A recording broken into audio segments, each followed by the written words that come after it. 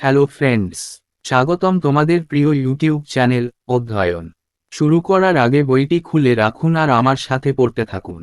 বইটির লেখক ইংলিশ ভাষায় লিখেছেন। প্রত্যেক ভাষারই একটি মাধুর্য আছে, তাই এই ইংলিশ থেকে বাংলায় রূপান্তর করার ফলে চলিত বাংলা ভাষা পাবেন না। কিছু ভুলও হতে পারে, ভুলের জন্য মার্জনা করবেন। আর একটি কথা, যদি ভিডিওটি দেখে তোমার উপকার হয়ে থাকে তাহলে সাবস্ক্রাইব ও লাইক করে দিও। চলো শুরু করি।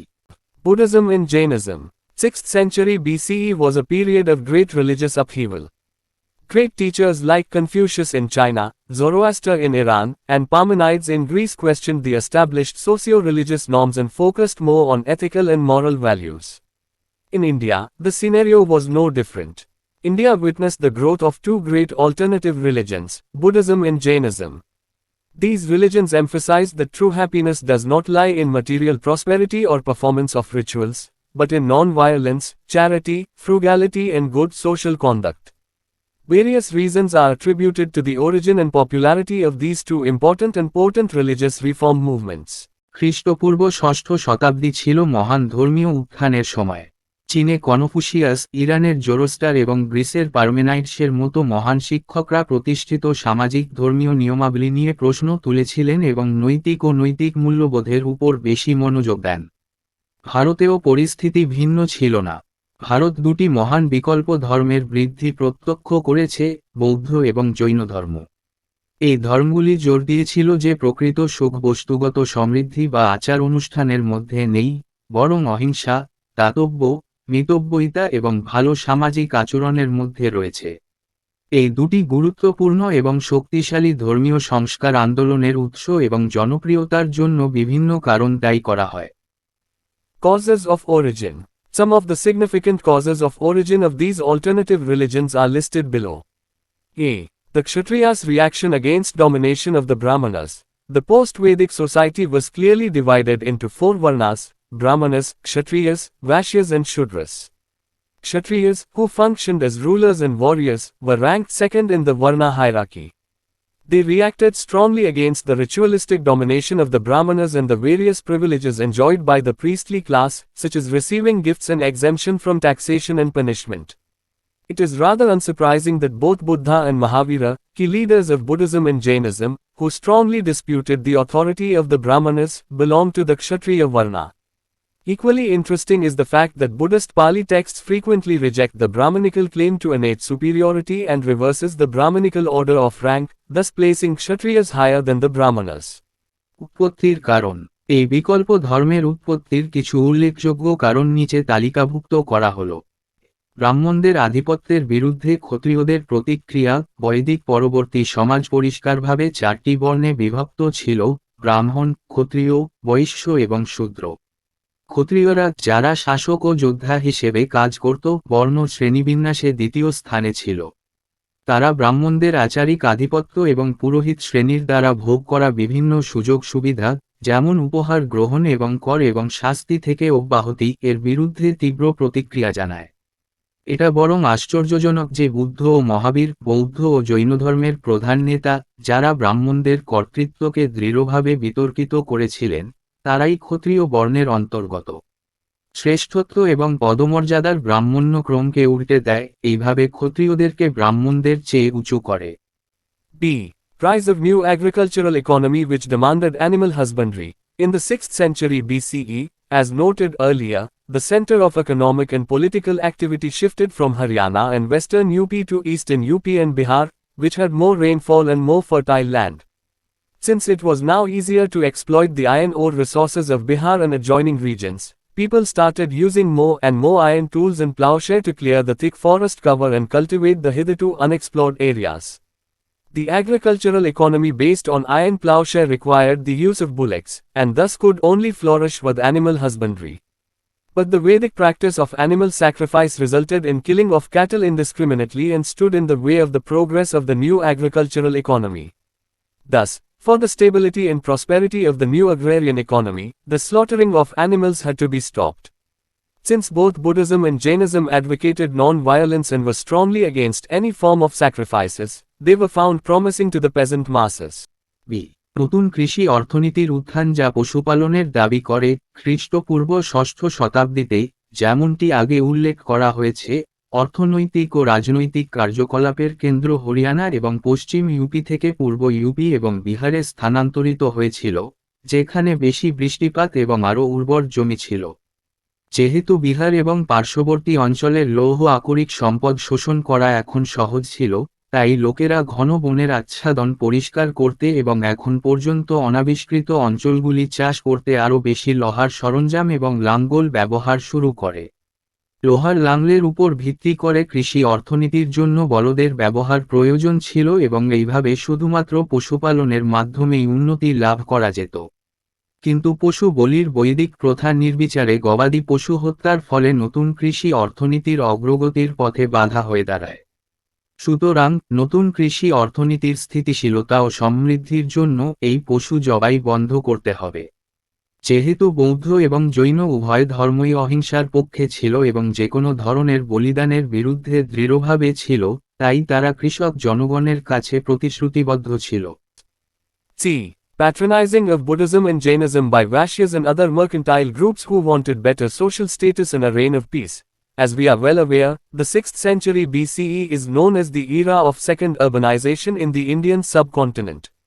Expansion of agriculture resulted in improved food supply and helped in the development of craft production, trade and urban centers. The development of trade is reflected in discovery of thousands of silver and copper punch-marked coins, PMC, by the numismatists. More than 60 towns and cities such as Patliputra, Rajagriha, Shravasti, Varanasi, Vaishali, Champa, Kaushambi and Ujjaini developed between 600 and 300 BCE. These cities became centers of craft production and trade, and were inhabited by a large number of artisans and merchants. This general economic progress had led to the rise of the Vaishyas and other mercantile groups, who wanted better social position than what the Brahmanas gave them. Since Buddhism and Jainism did not attach any importance to the existing Varna system, it was preferred to patronize non-Vedic religions like Buddhism and Jainism through substantial donations. Also, both Buddhism and Jainism preached the gospel of non-violence, which could put an end to wars between different kingdoms, and consequently promote further trade and commerce, which was beneficial for this economic class. C বৈশ্য এবং অন্যান্য বণিক গোষ্ঠী যারা উন্নত সামাজিক মর্যাদার এবং শান্তির রাজত্ব চেয়েছিলেন তাদের দ্বারা বৌদ্ধ ও জৈন ধর্মের পৃষ্ঠপোষকতা, আমরা ভালোভাবে জানি, খ্রিস্টপূর্ব ষষ্ঠ শতাব্দী ভারতীয় উপমহাদেশে দ্বিতীয় নগরায়নের যুগ হিসাবে পরিচিত। কৃষি সম্প্রসারণের ফলে খাদ্য সরবরাহের উন্নতি হয়েছে এবং কারুশিল্প উৎপাদন, বাণিজ্য ও নগর কেন্দ্রের উন্নয়নে সাহায্য করেছে। মুদ্রাবিদদের দ্বারা হাজার হাজার রৌপ্য এবং তামার পাঞ্চ-মার্কড কয়েন PMC আবিষ্কারে বাণিজ্যের বিকাশ প্রতিফলিত হয়। 600 থেকে 300 খ্রিস্টপূর্বাব্দের মধ্যে পাটলিপুত্র, রাজগৃহ, শ্রাবস্তি, বারাণসী, বৈশালী, চম্পা, কৌশাম্বী এবং উজ্জয়িনীর মতো 60টিরও বেশি শহর ও শহর গড়ে ওঠে। এই শহরগুলি কারুশিল্প উৎপাদন ও বাণিজ্যের কেন্দ্রে পরিণত হয়েছিল এবং প্রচুর সংখ্যক কারিগর এবং বণিকদের বসবাস ছিল। এই সাধারণ অর্থনৈতিক অগ্রগতি বৈশ্য এবং অন্যান্য বাণিজ্য গোষ্ঠীর উত্থানের দিকে পরিচালিত করেছিল, যারা ব্রাহ্মণদের দেওয়া তাদের চেয়ে ভালো সামাজিক অবস্থান চেয়েছিল। যেহেতু বৌদ্ধ ও জৈনধর্ম বিদ্যমান বর্ণ ব্যবস্থাকে কোনো গুরুত্ব দেয়নি, তাই বৌদ্ধ ও জৈন ধর্মের মতো অবৈদিক ধর্মকে যথেষ্ট দানের মাধ্যমে পৃষ্ঠপোষকতা করাকে অগ্রাধিকার দেওয়া হয়েছিল। এছাড়াও বৌদ্ধ এবং জৈন উভয় ধর্মই অহিংসার সুসমাচার প্রচার করেছিল, যা বিভিন্ন রাজ্যের মধ্যে যুদ্ধের অবসান ঘটাতে পারে এবং ফলস্বরূপ আরও ব্যবসা বাণিজ্যকে উন্নীত করতে পারে, যা এই অর্থনৈতিক শ্রেণীর জন্য উপকারী ছিল। D. Ready acceptance of simple, ascetic, peace-centered principles of Buddhism and Jainism by general folk laity, the improvement in agriculture and development of trade, money and urbanization had an impact on the society as well. Due to these changes, traditional equality and brotherhood gave way to inequality and social conflict. People wanted some kind of reprieve from the increasing social problems like violence, cruelty, theft, hatred and falsehood. Common people yearned to return to simple, primitive and uncorrupt life. Therefore, when new religions such as Buddhism and Jainism preached the concept of peace and social equality, simple and Puritan ascetic living, people welcomed it. রি সাধারণ লোকদের দ্বারা বৌদ্ধ ও জৈন ধর্মের সহজ তপসী শান্তি কেন্দ্রিক নীতিগুলির প্রস্তুত গ্রহণযোগ্যতা কৃষির উন্নতি এবং বাণিজ্য অর্থ ও নগরায়নের উন্নতি সমাজের উপরও প্রভাব ফেলেছিল। এসব পরিবর্তনের কারণে ঐতিহ্যগত সাম্য ও ভ্রাতৃত্ব অসমতা ও সামাজিক সংঘাতের পথ দেখায়। মানুষ সহিংসতা নিষ্ঠুরতা চুরি ঘৃণা ও মিথ্যার মতো ক্রমবর্ধমান সামাজিক সমস্যা থেকে এক ধরনের পরিত্রাণ চায়। সাধারণ মানুষ সরল আদিম ও অনিয়ন্ত্রিত জীবনে ফিরে যেতে চায়। তাই যখন বৌদ্ধ ও জৈন ধর্মের মতো নতুন ধর্ম শান্তি ও সামাজিক সাম্য সরল ও বিশুদ্ধ তপস্বী জীবনযাপনের ধারণা প্রচার করেছিল, লোকেরা এটিকে স্বাগত জানায়। Gautam Buddha and Buddhism. Early Buddhist literature. Our understanding of Gautam Buddha and various other facets of Buddhism is derived mostly from early Buddhist literature. Early Buddhist literature is generally divided into canonical and non-canonical texts. A. Canonical texts are those texts that are directly linked to Gautam Buddha in one way or another. However, differences exist among various Buddhist schools as to which texts are canonical. They can simply be understood as books which lay down the basic tenets and principles of Buddhism, such as the Tipitakas, three Pitakas, also known as the Pali Canon. B. Non-canonical texts or semi-canonical texts are texts that are not the sayings of the Buddha, but commentaries and observations on canonical texts, treatise on the Dharma, Dhammapada, historical information, quotes, definitions, grammars and other writings in Pali, Tibetan, Chinese and other East Asian languages. Some important non-canonical texts are Milindapanho, written in Pali. It consists of a dialogue on various philosophical issues between the Indo-Greek king Milinda, Menander and the monk Nagasena. Netipakarana, the Book of Guidance, which gives a connected account of the Buddha's teachings. Visuddhimagga, the Path to Purity, written by Buddhaghosa, deals with development from purity of discipline to nibbana, enlightenment. Nidanakatha, first connected life story of Buddha. The Dipavamsa and the Mahavamsa, written in Pali, both contain historical cum mythical account of the Buddha's life, Buddhist councils, Ashoka and arrival of Buddhism to Sri Lanka, and Mahavastu, written in mixed Sanskrit Prakrit. It lays down the sacred biography, i.e. hagiography of the Buddha. Gautam Buddha ও বৌদ্ধ ধর্ম প্রাথমিক বৌদ্ধ সাহিত্য গৌতম বুদ্ধ এবং বৌদ্ধ ধর্মের অন্যান্য বিভিন্ন দিক সম্পর্কে আমাদের উপলব্ধি বেশিরভাগ প্রাথমিক বৌদ্ধ সাহিত্য থেকে প্রাপ্ত। প্রারম্ভিক বৌদ্ধ সাহিত্য সাধারণত ক্যানোনিক্যাল এবং নন প্রামাণিক গ্রন্থে বিভক্ত। ক্যানোনিক্যাল টেক্সট হল সেই সব গ্রন্থ যা সরাসরি গৌতম বুদ্ধের সাথে কোনো না কোনোভাবে যুক্ত। যাই হোক, বিভিন্ন বৌদ্ধ বিদ্যালয়ের মধ্যে পার্থক্য বিদ্যমান যে কোন গ্রন্থগুলি প্রামাণিক। এগুলিকে কেবল বই হিসাবে বোঝা যায় যা বৌদ্ধ ধর্মের মূলনীতি এবং নীতিগুলিকে বর্ণনা করে, যেমন ত্রিপিটক, তিনটি পিটক পালি ক্যানন নামেও পরিচিত। খ নন ক্যানোনিক্যাল টেক্সট বা সেমি ক্যানোনিক্যাল টেক্সট হল সেই টেক্সট যা বুদ্ধের বাণী নয়, কিন্তু ক্যানোনিক্যাল টেক্সটগুলির উপর ভাষ্য ও পর্যবেক্ষণ, ধর্মপদ সংক্রান্ত গ্রন্থ, ঐতিহাসিক তথ্য, উদ্ধৃতি, সংজ্ঞা, ব্যাকরণ এবং পালি, তিব্বতী ভাষায় অন্যান্য লেখা, চীনা এবং অন্যান্য পূর্ব এশিয়ার ভাষা। কিছু গুরুত্বপূর্ণ নন ক্যানোনিক্যাল পাঠ্যগুলি হল মিলিন্দাপানহ, পালি ভাষায় লেখা, এটি ইন্দো গ্রিক রাজা মিলিন্ডা, মেনান্ডার এবং সন্ন্যাসী নাগাসেনের মধ্যে বিভিন্ন দার্শনিক বিষয়ের উপর একটি কথোপকথন নিয়ে গঠিত। নেট্টিপাকারণ, দি বুক অফ গাইডেন্স, যা বুদ্ধের শিক্ষার একটি সংযুক্ত বিবরণ দেয়। বিশুদ্ধিমগা, শুদ্ধির পথ, বুদ্ধঘোষ রচিত, শৃঙ্খলার বিশুদ্ধতা থেকে নিবার্ণ আলোকিতকরণের বিকাশ নিয়ে কাজ করে। নিদানকথা, বুদ্ধের প্রথম সংযুক্ত জীবন কাহিনী। দীপবংশ এবং মহাবংশ পালি ভাষায় লিখিত, উভয়ই বুদ্ধের জীবন।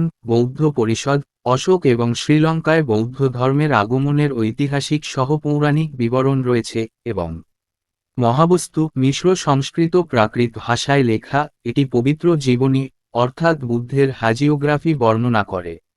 দি টাইপিতাকাস, The Tipitaka in Pali and Tripitaka in Sanskrit, meaning the three baskets collections, is one of the earliest compilations of Buddhist teachings written originally on long, narrow leaves. The Buddhist monks transcribed and categorized the Buddha's teachings in three baskets, which is how the name three baskets originated. All branches of Buddhism have the Tripitaka as part of their core scriptures, which comprises 3 books: the Sutta, conventional teaching; the Vinaya, disciplinary code; and the Abhidhamma, moral psychology. The Sutta Pitaka Sutra basket of discourses. This contains the Buddha's discourses on various doctrinal issues in dialogue form. These texts are also known as Buddha Bhakana or the word of the Buddha, as it refers to texts that are supposed to contain what the Buddha himself said. With the exception of few sutras, the authority of this text is accepted by all Buddhist schools. These discourses were arranged on the basis of the manner in which they were delivered. B. The Vinaya Pitaka discipline basket. This contains rules for monks and nuns of the monastic order, Sangha. It includes the Patimokkha, a list of transgressions against the monastic discipline and atonements for thieves. Apart from monastic rules, the Vinaya texts also include doctrinal expositions, ritual texts, biographical stories, and some elements of the Jatakas or birth stories. C. The Abhidhamma Pitaka basket of higher teachings. This contains a thorough study and systemization of the teachings of the Sutta Pitaka through summaries, questions and answers, lists, etc. The 3 Pitakas are divided into Nikayas books. For instance, the Sutta Pitaka consists of 5 Nikayas: Dahiya Nikaya, collection of long discourses; Majjhima Nikaya, collection of medium-length discourses; Samyutta Nikaya, collection of kindred sayings; Anguttara Nikaya, collection of discourses arranged in accordance with number; and Khuddaka Nikaya, smaller collection. The Khuddaka Nikaya is further subdivided into 15 books, the prominent among them being the Jatakas, stories of the previous birth of the Buddha; Dhammapada, verses dealing with ethical sayings; Nidesa, expositions; Buddhavamsa, the history of Buddha; Patisamhita, analytical knowledge; the Theragatha and Therigatha, songs of Buddhist monks and nuns. Tripitaka divided 3 parts. Vinaya Pitaka 5 books. B. Sutta Pitaka 5 collections. C. Abhidhamma Pitaka 7 books. Tripitaks. Tripitaka পালি ভাষায় এবং ত্রিপিটক সংস্কৃত ভাষায়, যার অর্থ 3টি ঝুড়ি, সংগ্রহ, হল দীর্ঘ, সরু পাতায় লেখা, মূলত বৌদ্ধ শিক্ষার প্রাচীনতম সংকলনগুলির মধ্যে একটি। বৌদ্ধ সন্ন্যাসীরা বুদ্ধের শিক্ষাকে 3টি শ্রেণীতে লিপিবদ্ধ ও শ্রেণীবদ্ধ করেছেন।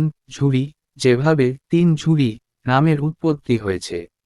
বৌদ্ধধর্মের সমস্ত শাখায় তাদের মূল ধর্মগ্রন্থের অংশ হিসাবে ত্রিপিটক রয়েছে, যা 3টি বই নিয়ে গঠিত: সূত্র, প্রচলিত শিক্ষা, বিনয়, শৃঙ্খলাবিধি এবং অভিধম্ম, নৈতিক মনোবিজ্ঞান। ক. সূত্রপিটক সূত্র বক্তব্যের ঝুড়ি, এতে সংলাপ আকারে বিভিন্ন মতবাদ বিষয়ক বুদ্ধের বক্তৃতা রয়েছে। এই গ্রন্থগুলি বুদ্ধ ভাকানা বা বুদ্ধের শব্দ নামেও পরিচিত, কারণ এটি এমন গ্রন্থগুলিকে বোঝায় যেখানে বুদ্ধ নিজে যা বলেছিলেন তা ধারণ করে। কয়েকটি সূত্র বাদে এই পাঠের কর্তৃত্ব সমস্ত বৌদ্ধ বিদ্যালয় দ্বারা গৃহীত হয়। এই বক্তৃতাগুলি যে পদ্ধতিতে বিতরণ করা হয়েছিল তার ভিত্তিতে সাজানো হয়েছিল। খ. বিনয় পিটক শৃঙ্খলা ঝুড়ি, এতে সন্ন্যাসীর আদেশের, সংঘ, সন্ন্যাসী এবং সন্ন্যাসীদের জন্য নিয়ম রয়েছে। এর মধ্যে রয়েছে পাতিমোক্কা, সন্ন্যাস শৃঙ্খলার বিরুদ্ধে সীমালঙ্ঘনের একটি তালিকা এবং এর জন্য প্রায়শ্চিত্ত। সন্ন্যাস বিধি ছাড়াও বিনয় গ্রন্থে মতবাদের ব্যাখ্যা, আচার পাঠ, জীবনী কাহিনী এবং জাতক বা জন্মকাহিনী কিছু উপাদানও অন্তর্ভুক্ত রয়েছে। গো. অভিধম্ম পিটক উচ্চ শিক্ষার ঝুড়ি, এতে সারাংশ, প্রশ্ন ও উত্তর, তালিকা ইত্যাদির মাধ্যমে সূত্রপিটকের শিক্ষার পুঙ্খানুপুঙ্খ অধ্যয়ন এবং পদ্ধতিগতকরণ রয়েছে। 3টি পিটক নিকায় বই বিভক্ত। উদাহরণস্বরূপ, সূত্রপিটক 5টি নিকায় নিয়ে গঠিত: দীঘা নিকায় দীর্ঘ বক্তৃতার সংগ্রহ, মাঝিমা নিকা মাঝারি দৈর্ঘ্যের বক্তৃতার সংগ্রহ, যৌথ নিকা আত্মীয় বাণীর সংগ্রহ, অঙ্গুত্তর নিকায় সামঞ্জস্যপূর্ণ বক্তৃতার সংগ্রহ। সংখ্যা এবং ক্ষুদ্রকা নিকা ছোট সংগ্রহ। ক্ষুদ্রক নিকায়কে আরও 15টি বইতে বিভক্ত করা হয়েছে, যার মধ্যে উল্লেখযোগ্য হল জাতক, বুদ্ধের পূর্ববর্তী জন্মের গল্প, ধম্মপদ, নীতিগত বাণী সম্পর্কিত শ্লোক, নির্দেশা, প্রকাশনা, বুদ্ধবংশ, বুদ্ধের ইতিহাস, প্রতিসংহিতা, বিশ্লেষণমূলক জ্ঞান, থেরাগাথা এবং থেরিগাথা, বৌদ্ধ সন্ন্যাসী ও নান্দের গান। ত্রিপিটকা 3 ভাগে বিভক্ত। বিনয় পিটক 5টি বই। বি সূত্র পিটক 5টি সংকলন। সি অভিধম্ম পিটক 7টি বই। Life of the Buddha. The hagiography, sacred biography, of Buddha is briefed in the Sutta and Vinay Pitakas, which is further explained in a more detailed and connected way in later texts of Buddhacharita, Mahavastu and Nidanakatha. According to tradition, Gautam Buddha, also known as Sakyamuni, Tathagata, was born as Siddhartha in 563 BCE on Vaishakha Purnima day at Lumbini, near Kapilavastu, Nepal, to Suddhodana, chief of Republican Sakya clan, who ruled from Kapilavastu in the Koshala kingdom. His mother Mahamaya, princess of the Koshala dynasty, gave birth and died 7 days after his birth. Siddhartha was thus raised by his stepmother Gautami. It is believed that soon after he was born, certain Brahmanas saw the 32 marks of a Mahapurusha, great man, on his body and predicted that either he would be a world conqueror or a world renouncer. His father wanted to keep him away from the path of renunciation, hence he shielded him from all sorrows, and brought him up in luxury and comfort. বুদ্ধের জীবন। বুদ্ধের হাজিওগ্রাফি পবিত্র জীবনী, সূত্র এবং বিনয় পিটকে সংক্ষিপ্ত করা হয়েছে, যা বুদ্ধচরিত, মহাবাস্তু এবং নিদান কথার পরবর্তী গ্রন্থগুলিতে আরও বিশদ এবং সংযুক্ত উপায়ে ব্যাখ্যা করা হয়েছে। ঐতিহ্য অনুসারে গৌতম বুদ্ধ, শাক্যমুনি, তথাগত নামেও পরিচিত, সিদ্ধার্থ হিসেবে 563 খ্রিস্টপূর্বাব্দে বৈশাখ পূর্ণিমার দিনে লুম্বিনীতে, কপিলাবস্তুর কাছে, নেপাল, শুদ্ধোদন প্রজাতন্ত্রী শাক্য বংশের প্রধান, যিনি কোশলা রাজ্যের কপিলাবস্তু থেকে শাসন করেছিলেন, জন্মগ্রহণ করেছিলেন। তার মা মহামায়া কোশল রাজবংশের রাজকুমারী, জন্ম দেন এবং তার জন্মের 7 দিন পর মারা যান। এইভাবে সিদ্ধার্থকে তার সৎ মা গৌতমী বড় করেছিলেন। এটা বিশ্বাস করা হয় যে তার জন্মের পরপরই কিছু ব্রাহ্মণ তার শরীরে একজন মহাপুরুষ 35টি চিহ্ন দেখেছিলেন এবং ভবিষ্যৎবাণী করেছিলেন যে হয় তিনি একজন বিশ্বজয়ী বা বিশ্ব ত্যাগকারী হবেন। তার পিতা তাকে ত্যাগের পথ থেকে দূরে রাখতে চেয়েছিলেন, তাই তিনি তাকে সমস্ত দুঃখ থেকে রক্ষা করেছিলেন এবং তাকে বিলাসিতা ও স্বাচ্ছন্দ্যে লালন পালন করেছিলেন। At the early age of 16 years, he was married to Yashodhara and had a son named Rahula. However, at the age of 29, after seeing an old man, a sick man, a corpse and an ascetic, he decided to become a wanderer and left his palace with Channa, the charioteer, and his favorite horse, Kanthaka, in search of truth, Mahabhinishkramana, great renunciation, and wandered for 6 years. He meditated with established teachers of that era, firstly with Alara Kalimar and then with Uddaka Ramaputta, but was not convinced with their instructions that man could obtain liberation from sorrow by mental discipline and knowledge only. Later on, accompanied by 5 wandering ascetics, Kondanna, Bhardiya, Vappa, Mahanamar and Assaji, he practiced severe austerities until his body was almost emaciated. Realizing that austerities could not lead to realization, he abandoned them. His 5 ascetic companions, disgusted at his seeming failure, deserted him and left for Sarnath. He then moved towards the village of Senani, where he was offered a bowl of milk rice by a low-caste village girl, Sejata. Accepting from a grass cutter a gift of kusa grass for a mat, he took a seat under a peepal tree facing east. Here he resolved not to rise again until enlightenment was attained. 16 বছর বয়সে তিনি যশোধরার সাথে বিবাহ বন্ধনে আবদ্ধ হন এবং রাহুলা নামে একটি পুত্রের জন্ম দেন। যাই হোক, 29 বছর বয়সে একজন বৃদ্ধ, একজন অসুস্থ মানুষ, একটি মৃতদেহ এবং একজন তপস্বী দেখে তিনি একজন পরিভ্রমণকারী হওয়ার সিদ্ধান্ত নিয়েছিলেন এবং চন্না, সারথি এবং তার প্রিয় ঘোড়া কাথাকের সাথে তার প্রাসাদ ত্যাগ করেছিলেন। সত্য, মহাবিনিষ্ক্রমণ, মহান ত্যাগ এবং 6 বছর ঘুরে বেড়ান। তিনি সেই যুগের প্রতিষ্ঠিত শিক্ষকদের সাথে প্রথমে আলারা কালামা এবং তারপর উদ্দাকা রামাপুত্রের সাথে ধ্যান করেছিলেন, কিন্তু তাদের নির্দেশে বিশ্বাসী ছিলেন না যে মানুষ কেবল মানসিক শৃঙ্খলার এবং জ্ঞান দ্বারা দুঃখ থেকে মুক্তি পেতে পারে। পরবর্তীকালে 5 জন বিচরণকারী তপস্বীর সাথে কোন্ডান্না, ভাদ্দিয়া, ভাপ্পা, মহানাম এবং আশাজি, তার শরীর প্রায় মুক্ত না হওয়া পর্যন্ত তিনি কঠোর তপস্যা করেন। তপস্যা উপলব্ধির দিকে নিয়ে যেতে পারে না বুঝতে পেরে তিনি তাদের পরিত্যাগ করেন। তার 5 জন তপস্বী সঙ্গী তার আপাত ব্যর্থতায় বিরক্ত হয়ে তাকে ত্যাগ করে সারনাথে চলে যান। এরপর তিনি সেনানি গ্রামের দিকে চলে যান, যেখানে তাকে এক বাটি দুধ ভাত দেওয়া হয়। সুজাতা নামের এক নিম্নবর্ণের গ্রামের মেয়ে একজন ঘাস কাটার কাছ থেকে একটি মাদুরের জন্য কুশা ঘাসের উপহার গ্রহণ করে তিনি পূর্ব দিকে মুখ করে একটি পিপল গাছের নিচে বসলেন। এখানে তিনি জ্ঞানার্জন না হওয়া পর্যন্ত আর উঠবেন না বলে সংকল্প করেছিলেন। Here on the seat my body may shrivel up, my skin, my bones, my flesh may dissolve, but my body will not move from the seat until I have attained enlightenment, so difficult to obtain in the course of many cults. এখানে এই আসনে আমার শরীর কুঁচকে যেতে পারে, আমার চামড়া, আমার হাড়, আমার মাংস দ্রবীভূত হতে পারে, কিন্তু আমার শরীর এই আসন থেকে নড়বে না যতক্ষণ না আমি জ্ঞান লাভ করি, অনেক কল্পের মধ্যেও লাভ করা কঠিন। As Gautam sat in deep meditation, Mara, the lord of illusions, perceiving that his power was about to be broken, rushed to distract him from his purpose. Gautam touched the earth, calling it to bear witness the countless lifetimes of virtue that had led him to this place of enlightenment. When the earth shook, confirming the truth of Gautam's words, Mara unleashed his army of demons.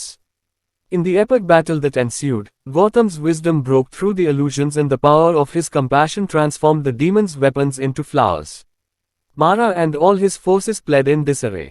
Thus, at the age of 35, he ultimately attained nirvana, enlightenment at Gaya, Magadha, Bihar, under a peepal tree at Uruvela, on the banks of river Niranjana, and came to be known as the Buddha, the Enlightened One. The peepal tree was known as the famous Bodhi tree. It is believed that Asoka's queen Tissarakha was jealous of the tree, and 3 years after she became queen, i.e. in the 19th year of Ashoka's reign, she caused the tree to be killed by means of mandu thorns. The tree, however, grew again. The tree was again cut down by King Pushyamitra Shunga in the 2nd century BCE, and by King Shashanka in 600 AD. Every time the tree was destroyed, a new tree was planted at the same place, and this tree at Bodh Gaya is still revered by Buddhists. Gautam যখন গভীর ধ্যানে বসেছিলেন, মার ভ্রমের ভগবান বুঝতে পেরেছিলেন যে তার শক্তি ভেঙে যেতে চলেছে, তাকে তার উদ্দেশ্য থেকে বিভ্রান্ত করতে ছুটে আসেন। গৌতম পৃথিবী ছুঁয়েছিলেন, এটিকে সাক্ষ্য দেওয়ার জন্য আহ্বান করেছিলেন অসংখ্য জীবনকালের পুণ্য যা তাকে এই জ্ঞানের জায়গায় নিয়ে গিয়েছিল। যখন পৃথিবী কেঁপে উঠল, গৌতমের কথার সত্যতা নিশ্চিত করে, মারা তার রাক্ষস বাহিনীকে বের করে দিল। পরবর্তী মহাকাব্যিক যুদ্ধে, গৌতমের জ্ঞান ভ্রম ভেঙে যায় এবং তার করুণার শক্তি রাক্ষসদের অস্ত্রকে ফুলে রূপান্তরিত করে। মারা এবং তার সমস্ত বাহিনী বিশৃঙ্খল হয়ে পড়ে।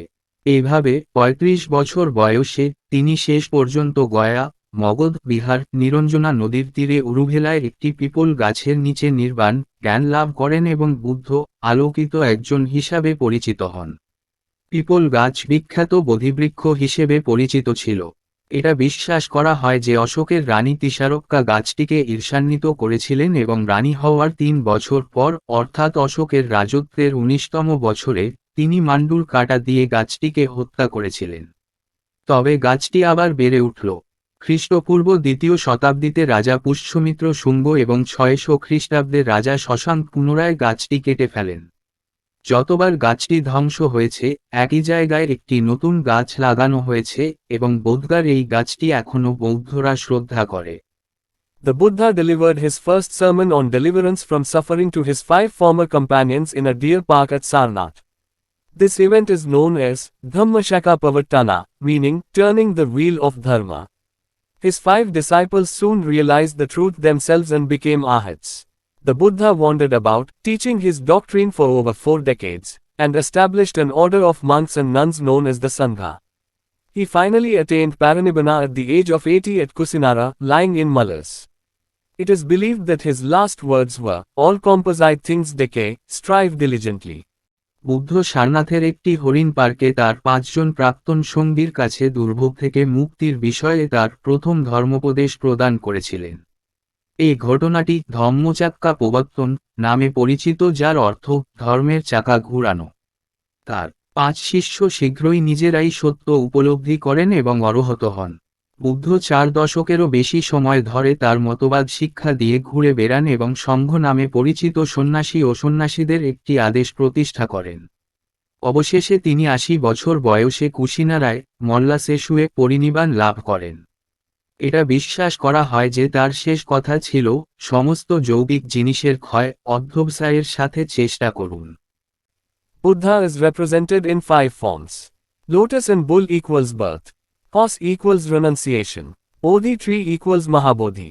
Dhammachakra Pravartana equals first sermon. Footprints equals Nirvana. Buddha ৫টি রূপে প্রতিনিধিত্ব করা হয়। পদ্ম এবং ষাঁড় সমান জন্ম, ঘোড়া সমান ত্যাগ, বোধিবৃক্ষ সমান মহাবোধি, ধম্মচক্র প্রবর্তন সমান প্রথম ধর্মোপদেশ, পদচিহ্ন সমান নির্বাণ। Doctrines of Buddhism.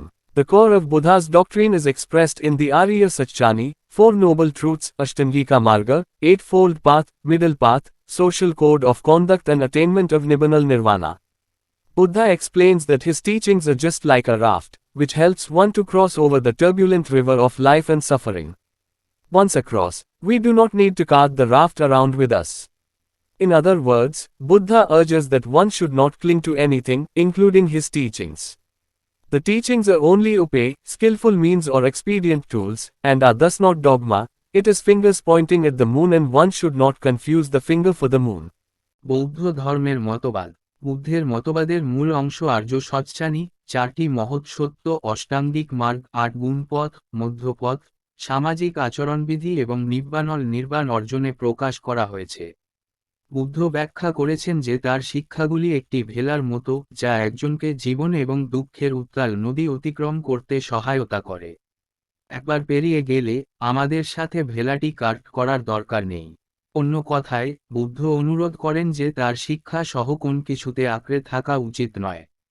শিক্ষাগুলি কেবল দক্ষ উপায় বা উপযোগী সরঞ্জাম, এবং এইভাবে এটি গোঁড়ামি নয়, এটি চাঁদের দিকে আঙুল নির্দেশ করে এবং চাঁদের জন্য আঙুলকে বিভ্রান্ত করা উচিত নয়। His teachings contain 3 important pillars. Buddha, founder, teacher. Dhamma teachings. Sangha order of Buddhist monks, nuns, who act as torch-bearers of Dhamma worshippers or upasakas and are a major factor in the dissemination of the Buddha's doctrine. তার শিক্ষায় 3টি গুরুত্বপূর্ণ স্তম্ভ রয়েছে। বুদ্ধ, প্রতিষ্ঠাতা, শিক্ষক। ধম্ম শিক্ষা, সংঘ order of বৌদ্ধ ভিক্ষু, নান, যারা ধম্ম উপাসক বা উপাসকদের মশাল বাহক হিসাবে কাজ করে এবং বুদ্ধের মতবাদ প্রচারের একটি প্রধান কারণ। While struggling for enlightenment, Buddha had discovered Dhamma, 4 noble truths which form the central teachings of Buddhism. জ্ঞানার্জনের জন্য সংগ্রাম করার সময় বুদ্ধ ধম্ম, 4টি মহৎ সত্য আবিষ্কার করেছিলেন যা বৌদ্ধ ধর্মের কেন্দ্রীয় শিক্ষা গঠন করে। Buddha's 4 noble truths. 1. Life has inevitable suffering. 2. There is a cause to our suffering. 3. There is an end to suffering. 4. The end to suffering is contained in the Eightfold Path. A. The truth of suffering, dukkha. Buddha taught that everything is suffering, sabbam dukkham. It refers not only to the actual pain and sorrow experienced by an individual, but also to the potential to experience these things. B. The truth of the cause of suffering, samudaya. Suffering is part of living and there is a attaining reason behind it. Desire, trishna, is main cause of suffering. C. The truth of the end of suffering, nirodha. The suffering can be ended by nirvana, nibbana. D. The truth of the path leading to the end of suffering, Ashtangika Marga. There is a path that leads to the end of suffering. বুদ্ধের 4টি মহৎ সত্য। 1. জীবনে অনিবার্য কষ্ট আছে। 2. আমাদের কষ্টের একটি কারণ আছে। 3. কষ্টের শেষ আছে। 4. অষ্টম পথের মধ্যেই রয়েছে দুঃখ, কষ্টের অবসান। দুঃখের সত্য, দুঃখা। বুদ্ধ শিখিয়েছিলেন যে সবকিছুই কষ্ট, সব্বাম দুঃখম। এটি কেবল একজন ব্যক্তির দ্বারা অনুভব করা প্রকৃত ব্যথা এবং দুঃখকে বোঝায় না, তবে এই জিনিসগুলি অনুভব করার সম্ভাবনাকেও বোঝায়।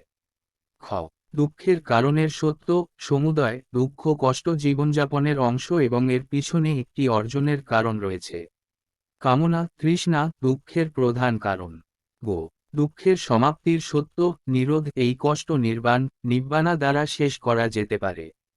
ত্রিপথের সত্য যা দুঃখের সমাপ্তির দিকে নিয়ে যায়। আস্তাঙ্গিক মার্গ, এমন একটি পথ আছে যা দুঃখের অবসানের দিকে নিয়ে যায়। Buddha urged people to study, meditate, think and act in ways that can help them come to a full understanding of each of these 4 noble truths and to stay on the path that will lead them to peace and happiness. Paradoxically, the Eightfold Path is more about unlearning rather than learning, i.e., to learn in order to unlearn and uncover. This path consists of 8 interconnected activities and is a process that helps one to move beyond the conditioned responses that obscure her true nature. The Ashtangika Marga comprises the following. 1. Right vision, Samma Ditthi. It signifies perfect view or understanding of the nature of reality and the path of transformation. 2. Right thought or attitude, Samma Sankappa. It signifies having an emotional intelligence and acting from love and compassion. 3. Right or whole speech, Samma Vaka. It signifies clear, truthful, uplifting and non-harmful communication. 4. Right or integral action, Samma Kammanta. It signifies an ethical foundation of life, based on the principle of non-exploitation of oneself and others.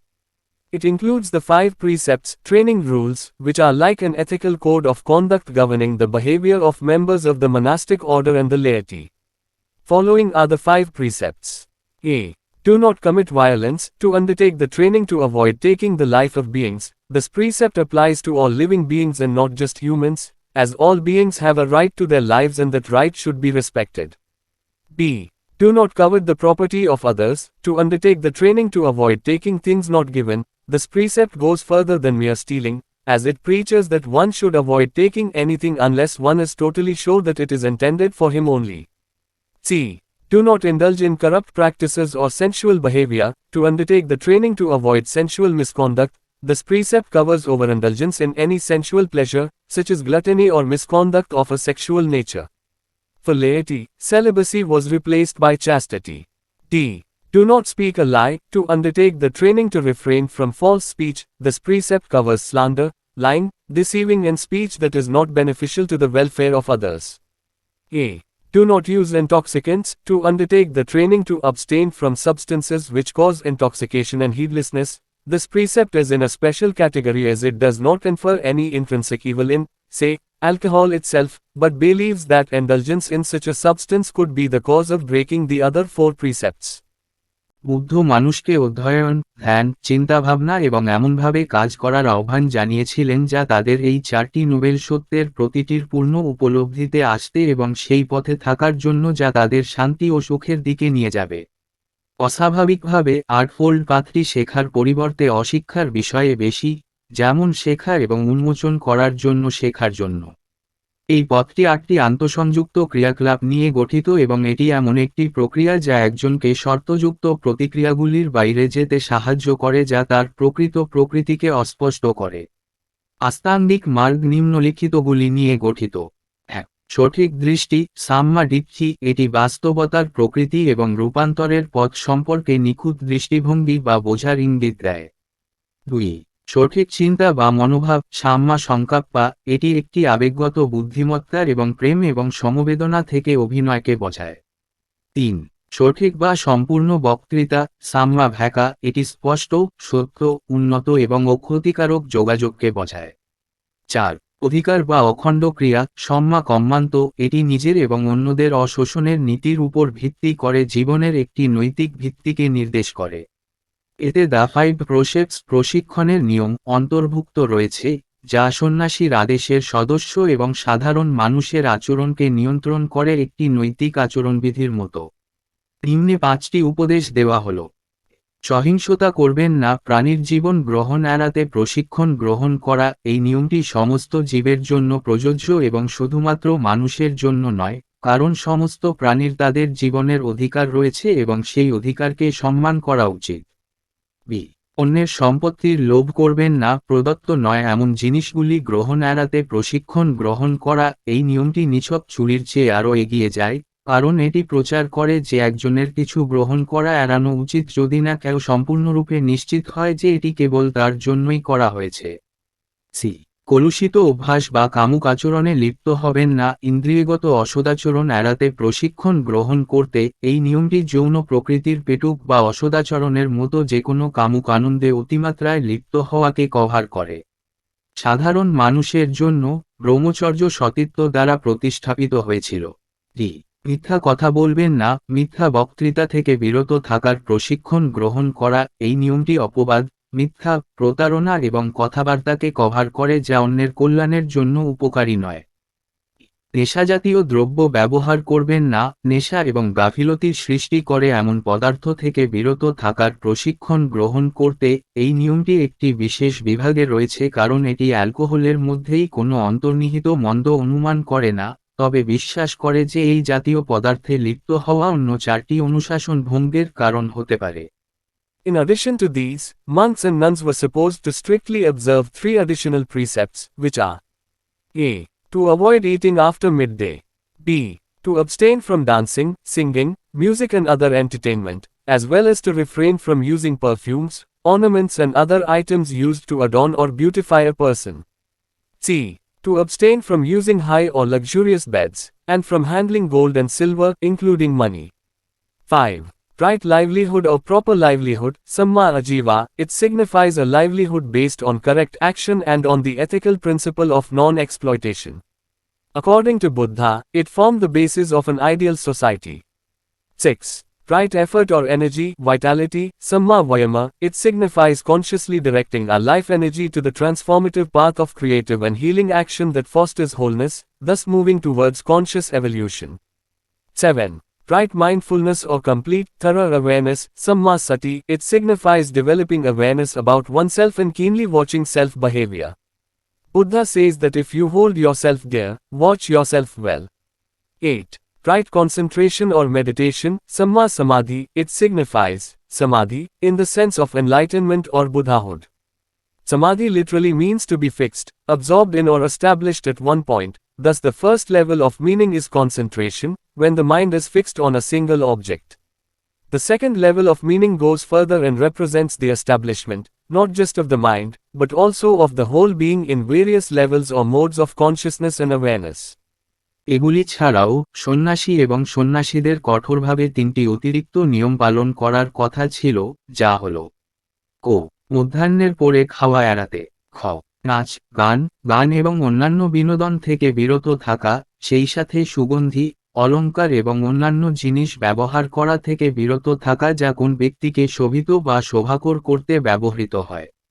গ. উচ্চ বা বিলাসবহুল বিছানা ব্যবহার করা থেকে বিরত থাকা এবং সোনা ও রূপা, টাকা সহ পরিচালনা করা থেকে বিরত থাকা। 5. সঠিক জীবিকা বা সঠিক জীবিকা, সম্মা আজীব, এটি সঠিক কর্মের উপর ভিত্তি করে এবং অশোষণের নৈতিক মূলনীতির উপর ভিত্তি করে একটি জীবিকা নির্দেশ করে। বুদ্ধের মতে এটি একটি আদর্শ সমাজের ভিত্তি তৈরি করেছিল। 6. সঠিক প্রচেষ্টা বা শক্তি, জীবনী শক্তি, সাম্মা ভায়ামা, এটি আমাদের জীবন শক্তিকে সৃজনশীল এবং নিরাময় কর্মের রূপান্তরমূলক পথে সচেতনভাবে নির্দেশ করে, যা সম্পূর্ণতাকে উৎসাহিত করে, এইভাবে সচেতন বিবর্তনের দিকে অগ্রসর হয়। 7. সঠিক মননশীলতা বা সম্পূর্ণ পুঙ্খানুপুঙ্খ সচেতনতা, সাম্মা সতি, এটি নিজের সম্পর্কে সচেতনতা গড়ে তোলা এবং নিজের আচরণকে গভীরভাবে পর্যবেক্ষণ করাকে বোঝায়। বুদ্ধ বলেছেন যে আপনি যদি নিজেকে প্রিয় রাখেন তবে নিজেকে ভালোভাবে দেখুন। আর সঠিক একাগ্রতা বা ধ্যান, সাম্য সমাধি, এটি জ্ঞান বা বুদ্ধত্বের অর্থে সমাধি বোঝায়।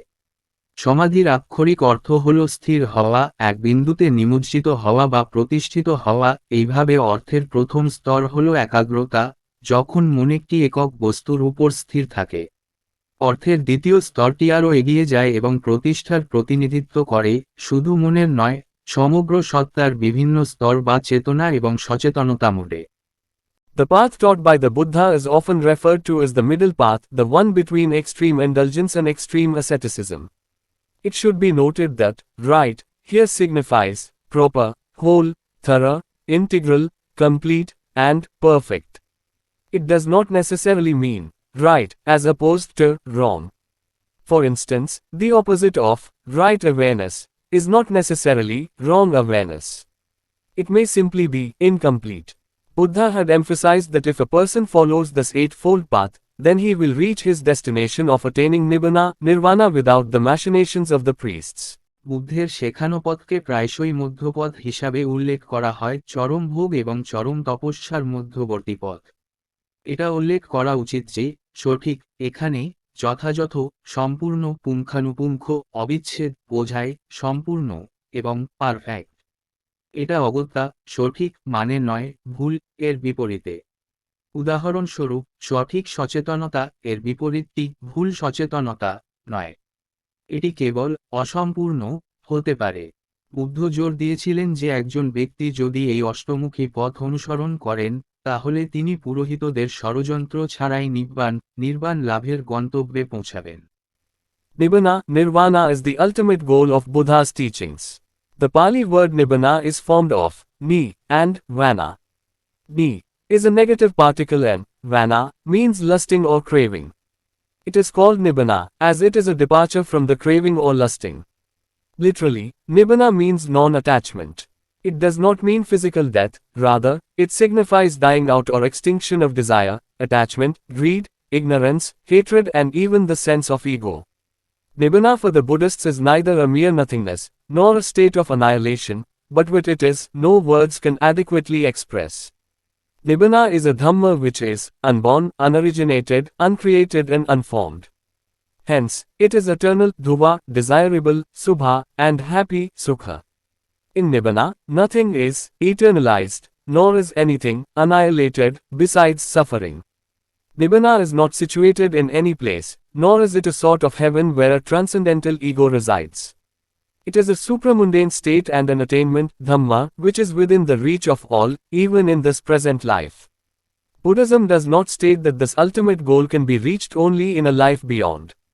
Here lies the chief difference between the Buddhist conception of Nibbana and the non-Buddhist conception of an eternal heaven, attainable only after death or a union with a God, a divine essence in an afterlife. When Nibbana is realized in this life with the body remaining, it is called Sopadisasa Nibbana Dhatu. When an Arhat attains Paranibbana, complete or final dying out, only used for death of enlightened beings such as Buddha, after the dissolution of his body, without any remainder of physical existence, it is called Anupadisasa Nibbana Dhatu. নির্বাণ হল বুদ্ধের শিক্ষার চূড়ান্ত লক্ষ্য। পালি শব্দ নিব্বানা, নি এবং পোন দিয়ে গঠিত। নি একটি নেতিবাচক কণা এবং ভানা অর্থ লালসা বা লালসা। এটিকে নিব্বানা বলা হয় কারণ এটি লোভ বা লালসা থেকে প্রস্থান। আক্ষরিক অর্থে নিব্বানা মানে অনাসক্তি। এর মানে শারীরিক মৃত্যু নয়, বরং এটি ইচ্ছা, আসক্তি, লোভ, অজ্ঞতা, ঘৃণা এবং এমনকি অহংবোধের মৃত্যু বা বিলুপ্তি বোঝায়। বৌদ্ধদের জন্য নিব্বানা নিছক শূন্যতা নয়, ধ্বংসের অবস্থাও নয়, কিন্তু এটা কি কোন শব্দ পর্যাপ্তভাবে প্রকাশ করতে পারে না। নিব্বানা হলো একটি ধম্ম যা অজাত, অপ্রস্তুত এবং অপ্রকৃত। তাই এটি চিরন্তন, ধুভা, কাম্য, শুভা এবং সুখী, সুখ। নিব্বাণে দুঃখ কষ্ট ছাড়া কিছুই অনন্তীকৃত হয় না বা বিনাশ হয় না। নিব্বানা কোন স্থানে অবস্থিত নয়, বা এটি এমন কোন স্বর্গ নয় যেখানে অতীন্দ্রিয় অহংকার বাস করে।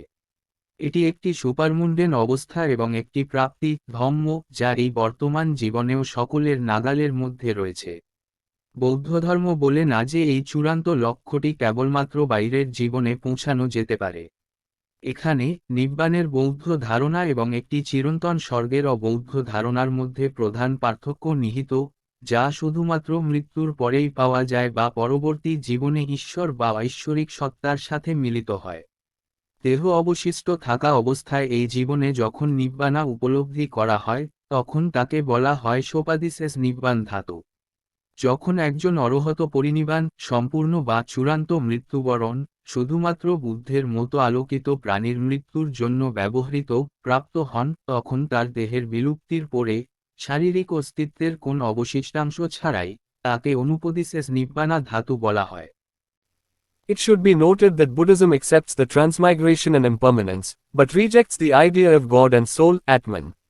According to Buddha, the soul is a myth. In the Buddhist universe, there are many realms, worlds, and many different kinds of beings. One can be born as any one of them. Traditionally, Buddhism teaches the existence of the 10 realms of being. At the top is Buddha and the scale descends as follows: Bodhisattva, an enlightened being destined to be a Buddha, but purposely remaining on earth to teach others; Pratyeka Buddha, a Buddha on their own; Sravaka, direct disciple of Buddha; heavenly beings, superhuman angels; human beings, Asura, fighting spirits, beasts; Preta, hungry ghosts; and depraved men, hellish beings.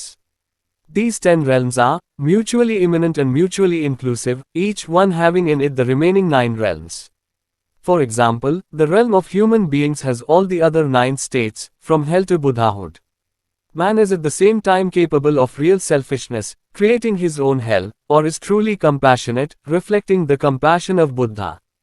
Buddhism states that man is characteristically placed at the midpoint of the 10 stages. He can either lower himself abruptly or gradually into hell, or rise to the enlightened state of the Buddha through discipline, cultivation and the awakening of faith.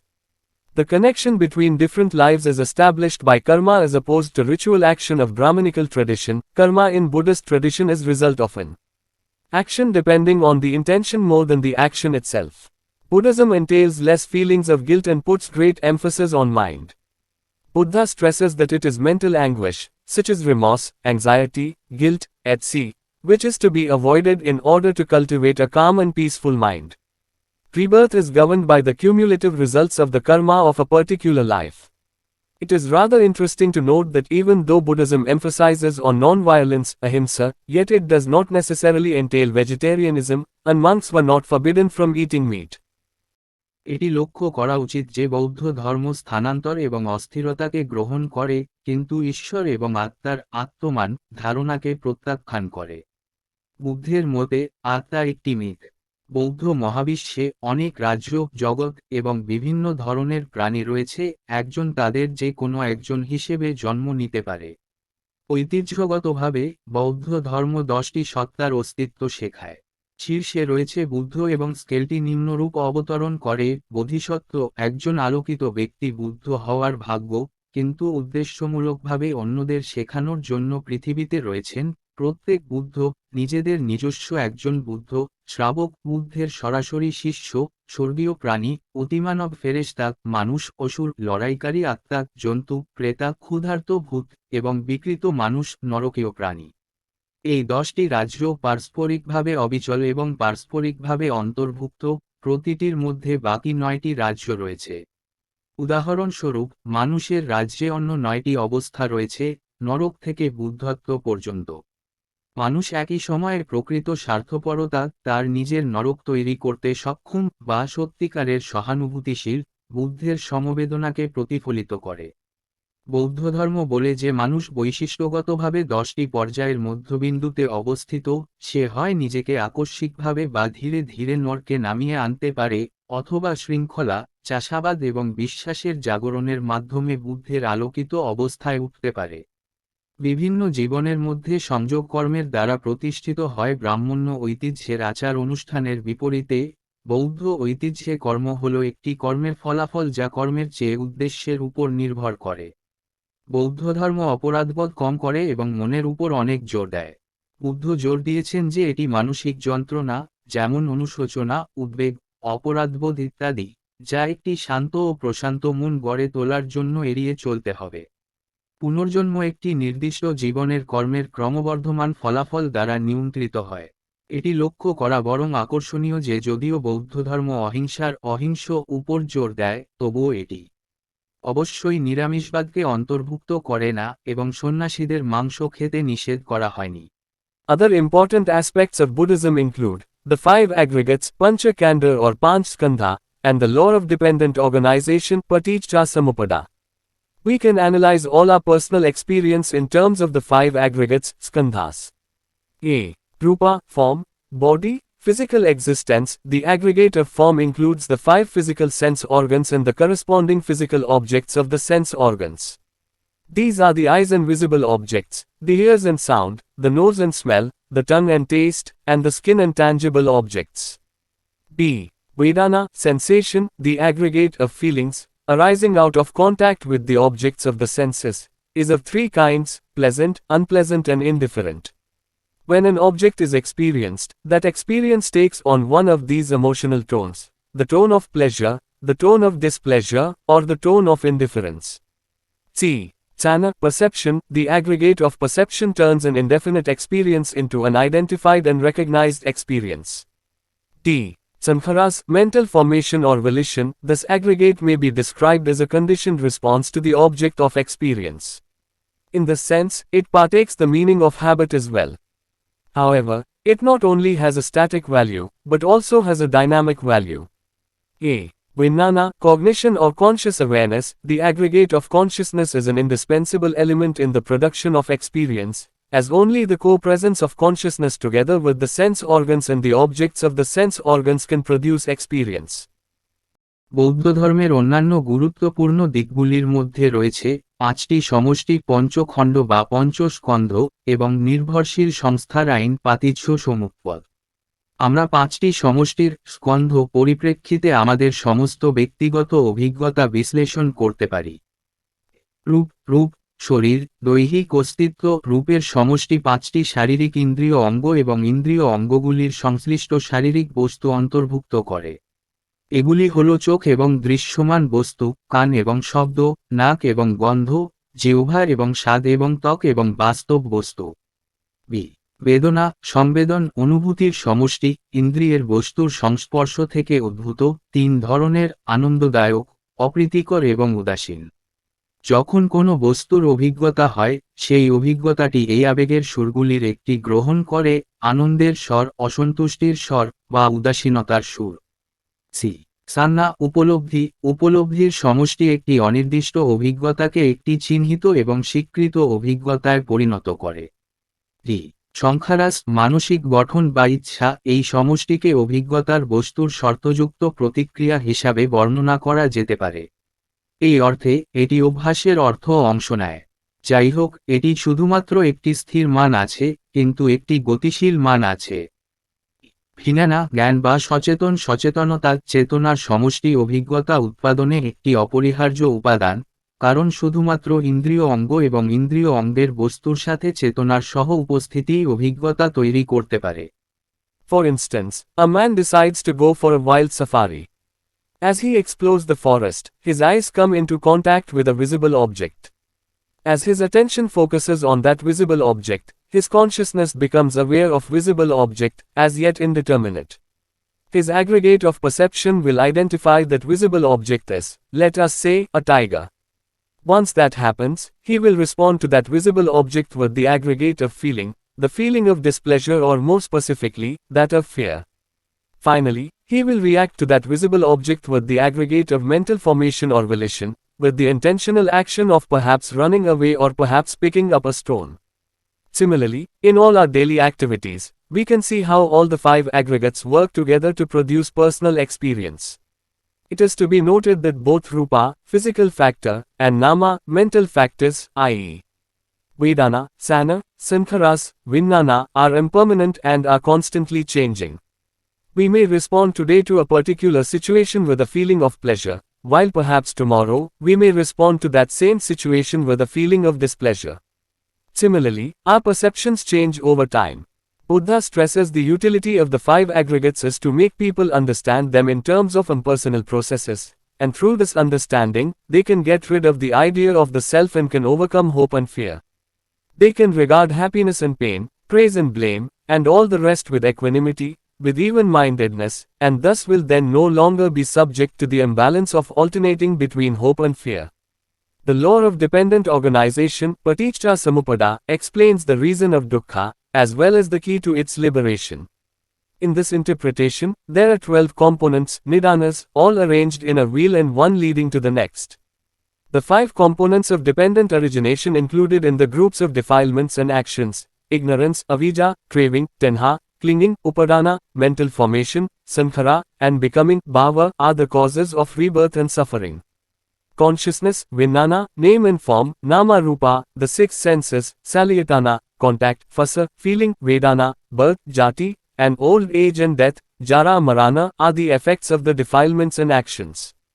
Together, the defilements and actions explain the origin of suffering and the particular circumstances in which each of us find ourselves, or in which we are born. The Buddha emphasizes that he who sees dependent origination sees the dharma and he who sees the dharma sees the Buddha. If one can see and understand the functioning of dependent origination, he can then set about breaking this vicious circle of dependent origination by removing the impurities of the mind, ignorance, craving and clinging. Once these impurities are eliminated, actions will not be performed, and habit energy will not be produced. Once actions cease, rebirth and suffering will also cease. উদাহরণস্বরূপ, একজন ব্যক্তি বন্য সাফারিতে যাওয়ার সিদ্ধান্ত নেয়। তিনি বন অন্বেষণ করার সময় তার চোখ একটি দৃশ্যমান বস্তুর সংস্পর্শে আসে। যখন তার মনোযোগ সেই দৃশ্যমান বস্তুর প্রতি নিবদ্ধ হয় তখন তার চেতনা দৃশ্যমান বস্তু সম্পর্কে সচেতন হয়ে ওঠে, এখনও অনিশ্চিত। তার সমষ্টিগত উপলব্ধি সেই দৃশ্যমান বস্তুটিকে বাঘ হিসেবে চিহ্নিত করবে। একবার এটি ঘটলে তিনি সেই দৃশ্যমান বস্তুকে অনুভূতির সমষ্টির সাথে প্রতিক্রিয়া জানাবেন, বিরক্তির অনুভূতি বা আরও নির্দিষ্টভাবে ভয়ের অনুভূতি। অবশেষে তিনি সেই দৃশ্যমান বস্তুর প্রতি মানসিক গঠন বা ইচ্ছার সমষ্টির সাথে প্রতিক্রিয়া জানাবেন, সম্ভবত পালিয়ে যাওয়ার বা সম্ভবত একটি পাথর তুলে নেওয়ার ইচ্ছাকৃত পদক্ষেপের সাথে। একইভাবে আমাদের সমস্ত দৈনন্দিন ক্রিয়াকলাপে আমরা দেখতে পারি যে কিভাবে পাঁচটি সমষ্টি একসাথে কাজ করে ব্যক্তিগত অভিজ্ঞতা তৈরি করে।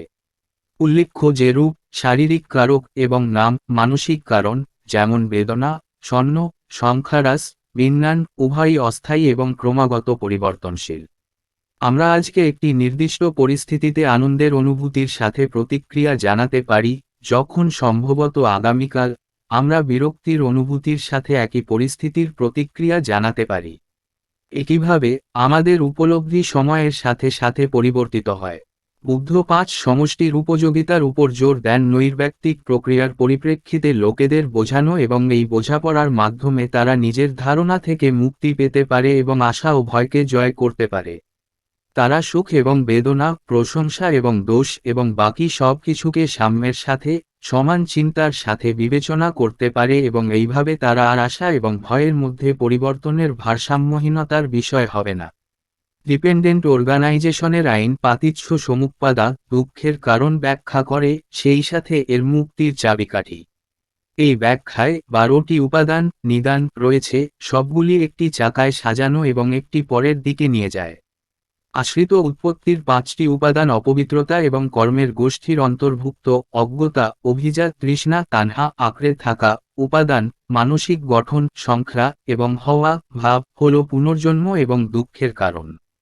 চেতনা, বিন্যনা, নাম ও রূপ, নামরূপ, 6টি ইন্দ্রিয়, সালায়তন, যোগাযোগ, ভাষা, অনুভূতি, বেদনা, জন্ম, জাতি এবং বার্ধক্য ও মৃত্যু, জরা মরণ এর প্রভাব। অপবিত্রতা এবং কর্ম। একসাথে অপবিত্রতা এবং ক্রিয়াকলাপগুলি দুঃখের উৎস এবং নির্দিষ্ট পরিস্থিতিতে ব্যাখ্যা করে যেখানে আমরা প্রত্যেকে নিজেকে খুঁজে পাই বা যার মধ্যে আমরা জন্মগ্রহণ করি। বুদ্ধ জোর দিয়েছেন যে যিনি নির্ভরশীল উদ্ভব দেখেন তিনি ধর্মকে দেখেন এবং যিনি ধর্মকে দেখেন তিনি বুদ্ধকে দেখেন। যদি কেউ নির্ভরশীল উৎপত্তির কার্যকারিতা দেখতে এবং বুঝতে পারে, তবে সে মনের অসুচিতা, অজ্ঞতা, লোভ এবং আঁকড়ে থাকা দূর করে নির্ভরশীল উৎসের এই দুষ্ট বৃত্ত ভাঙতে পারে। একবার এই অমেধগুলি নির্মূল হয়ে গেলে ক্রিয়াগুলি সঞ্চালিত হবে না এবং অভ্যাস শক্তি উৎপাদিত হবে না। একবার কর্ম বন্ধ হয়ে গেলে পুনর্জন্ম এবং দুঃখও বন্ধ হয়ে যাবে। Buddhism and Brahmanism. The Buddhist monks considered varna based on action, unlike the Brahmanas, who conferred on it a divine sanction, dividing people based on birth. In Anguttara Nikaya, it is mentioned that when a person joins the Sangha, he becomes Vivanayanti without varna. The Sangha had members from all castes, such as Mahakassapa, Sariputta, Mahamogallana, prominent Brahmana monks, the Buddha, Ananda, Anirudh, prominent Kshatriya monks, Upali, a barber, Chund, blacksmith who fed the Buddha his last meal. The Pali canon also reverses the order of rank and places the Kshatriya Varna higher than the Brahmana. Even though Buddhism was certainly more inclusive than the Brahmanical tradition, yet it supported social order based on classes and did not aim at abolishing social differences. Certain Buddhist tradition rules tried to maintain the status quo. For instance, there were a number of conditions for entry, such as the ban on the entry of debtors, slaves and soldiers without permission from their respective masters. This was naturally biased against these social dropouts. Similarly, both Brahmanism and Buddhism emphasized on the virtues of carrying out familial obligations, protecting private property and respecting political authority. Both also did not participate directly in production and lived on alms given by society. বৌদ্ধ ধর্ম ও ব্রাহ্ম ধর্ম। বৌদ্ধ ভিক্ষুরা বর্ণকে কর্মের উপর ভিত্তি করে বিবেচনা করতেন, ব্রাহ্মণদের বিপরীতে, যারা এটিকে একটি ঐশ্বরিক অনুমোদন দিয়েছিল, জন্মের ভিত্তিতে মানুষকে বিভক্ত করেছিল। অঙ্গুত্তারা নিকায়তে উল্লেখ করা হয়েছে যে একজন ব্যক্তি যখন সংঘে যোগদান করেন, তখন তিনি বেভারনিয়ন্তি বর্ণ ছাড়া হন। সংঘের সকল বর্ণের সদস্য ছিল, যেমন মহাকাশবা, সারিপুত্র, মহামুগ্গাল্লান, বিশিষ্ট ব্রাহ্মণ ভিক্ষুক বুদ্ধ, আনন্দ, অনিরুদ্ধ, বিশিষ্ট ক্ষত্রিয় ভিক্ষুক উপলি, একজন নাপিত চুন্দা কামার যিনি বুদ্ধকে তার শেষ খাবার খাওয়ান। পালি ক্যানোন পদমর্যাদার ক্রমকে উল্টে দেয় এবং ক্ষত্রিয় বর্ণকে ব্রাহ্মণের চেয়ে উচ্চ স্থান দেয়। যদিও বৌদ্ধধর্ম অবশ্যই ব্রাহ্মণ্য ঐতিহ্যের চেয়ে বেশি অন্তর্ভুক্তিমূলক ছিল, তবুও এটি শ্রেণীভিত্তিক সামাজিক ব্যবস্থাকে সমর্থন করেছিল এবং সামাজিক পার্থক্যকে বিলুপ্ত করার লক্ষ্য ছিল না। কিছু বৌদ্ধ ঐতিহ্যের নিয়ম স্থিতাবস্থা বজায় রাখার চেষ্টা করেছিল। উদাহরণস্বরূপ, প্রবেশের জন্য বেশ কয়েকটি শর্ত ছিল, যেমন তাদের নিজ নিজ প্রভুর অনুমতি ছাড়া ঋণখেলাপি, কৃতদাস এবং সৈন্যদের প্রবেশে নিষেধাজ্ঞা। এটি স্বাভাবিকভাবেই এই সামাজিক ড্রপআউটদের বিরুদ্ধে পক্ষপাতদুষ্ট ছিল। একইভাবে, ব্রাহ্মণ্যবাদ এবং বৌদ্ধধর্ম উভয়ই পারিবারিক বাধ্যবাধকতা পালন, ব্যক্তিগত সম্পত্তি রক্ষা এবং রাজনৈতিক কর্তৃত্বকে সম্মান করার গুণাবলীর উপর জোর দিয়েছে। উভয়ই উৎপাদনে সরাসরি অংশগ্রহণ করেননি এবং সমাজের দেওয়া ভিক্ষায় জীবনযাপন করতেন। Reasons for spread and popularity of Buddhism. Buddhism left an abiding mark on the history of India and it gradually became popular in Magadha and other parts of the country. With the support of Emperor Ashoka, it further spread its wings to Central Asia, West Asia and Sri Lanka, gradually transforming into a world religion. Various reasons are attributed to its spread. A. Buddhism appealed to the common man as, unlike Brahmanism, it was far more liberal and democratic. Since it attacked the Varna system, it particularly won the support of the lower classes. It was open to people of all castes, and even women were admitted to the Sangha. This section of the society was neither given sacred threads nor was allowed to read Vedas, so conversion to Buddhism freed them from marks of inferiority. Buddhism also found a virgin soil for conversion in terms of the non-Vedic people. The people of Magadha readily accepted Buddhism as they were earlier looked down upon by the orthodox Brahmanas, who considered Magadha to be out of the holy Ayavarta. B. The Buddha's personality and his rational doctrine helped immensely in the popularity of Buddhism. He tried to win over opponents by his wit and presence of mind, and by maintaining poise and calm under difficult situations. C. Unlike Brahmanism, whose texts were in Sanskrit and hence accessible only to a few Brahmanas, the Buddha's teachings were in Pali, the language of the common man, which further aided in the spread of Buddhism. D. The patronization by monarchies of Magadha, Koshala, Kaushambi, and several other Gana Sanghas and their people contributed to its further popularity. A. Buddhism tried to mitigate the evils resulting from the new material life of the 6th century BCE. Since the Buddhists had a keen awareness of the problems, social and economic disparities, they presented innovative solutions to these concerns. Buddhism asked people not to accumulate wealth, indulge in cruelty or violence, ideas that were welcomed by the people. বৌদ্ধ ধর্মের প্রসার ও জনপ্রিয়তার কারণ। বৌদ্ধ ধর্ম ভারতের ইতিহাসে একটি স্থায়ী চিহ্ন রেখে যায় এবং এটি ধীরে ধীরে মগধ এবং দেশের অন্যান্য অংশে জনপ্রিয় হয়ে ওঠে। সম্রাট অশোকের সমর্থনে এটি মধ্য এশিয়া, পশ্চিম এশিয়া এবং শ্রীলঙ্কায় তার ডানা বিস্তার করে, ধীরে ধীরে একটি বিশ্ব ধর্মে রূপান্তরিত হয়। বিভিন্ন কারণের বিস্তারের জন্য দায়ী করা হয়। বৌদ্ধধর্ম সাধারণ মানুষের কাছে আবেদন করেছিল, ব্রাহ্মণ্যবাদের বিপরীতে, এটি ছিল অনেক বেশি উদার ও গণতান্ত্রিক। যেহেতু এটি বর্ণ ব্যবস্থাকে আক্রমণ করেছিল, তাই এটি বিশেষ করে নিম্নবর্গের সমর্থন লাভ করে। এটি সব বর্ণের মানুষের জন্য উন্মুক্ত ছিল, এমনকি মহিলারাও সঙ্গে ভর্তি ছিলেন। সমাজের এই অংশটিকে পবিত্র থ্রেড দেওয়া হয়নি বা বেদ পড়ার অনুমতি দেওয়া হয়নি, তাই বৌদ্ধ ধর্মের রূপান্তর তাদের হীনমন্যতার চিহ্ন থেকে মুক্ত করেছিল। বৌদ্ধ ধর্ম অবৈদিক লোকদের পরিপ্রেক্ষিতে ধর্মান্তরের জন্য একটি কুমারী মাটিও খুঁজে পেয়েছিল। মগধের লোকেরা সহজেই বৌদ্ধ ধর্ম গ্রহণ করেছিল কারণ তাদের আগে গোঁড়া ব্রাহ্মণরা অবজ্ঞার চোখে দেখেছিল, যারা মগধকে পবিত্র আর্যাবর্তের বাইরে বলে মনে করেছিল। বি. বুদ্ধের ব্যক্তিত্ব এবং তার যুক্তিবাদী মতবাদ বৌদ্ধ ধর্মের জনপ্রিয়তাকে ব্যাপকভাবে সাহায্য করেছিল। তিনি তার বুদ্ধি এবং মনের উপস্থিতি এবং কঠিন পরিস্থিতিতে ভদ্রতা এবং শান্ত বজায় রেখে প্রতিপক্ষকে জয় করার চেষ্টা করেছিলেন। সি ব্রাহ্মণ্যবাদের বিপরীতে, যার পাঠ্যগুলি সংস্কৃতে ছিল এবং তাই শুধুমাত্র কিছু ব্রাহ্মণের কাছে অ্যাক্সেসযোগ্য, বুদ্ধের শিক্ষাগুলি পালি, সাধারণ মানুষের ভাষা ছিল, যা বৌদ্ধ ধর্মের প্রসারে আরও সাহায্য করেছিল। ডি মগধ, কোশল, কৌশাম্বী এবং অন্যান্য গণসংঘ এবং তাদের জনগণের রাজতন্ত্রের পৃষ্ঠপোষকতা এটির আরও জনপ্রিয়তা বৃদ্ধিতে অবদান রাখে। বৌদ্ধধর্ম খ্রিস্টপূর্ব ষষ্ঠ শতাব্দীর নতুন বস্তুগত জীবনের ফলে সৃষ্ট মন্দতাকে প্রশমিত করার চেষ্টা করেছিল।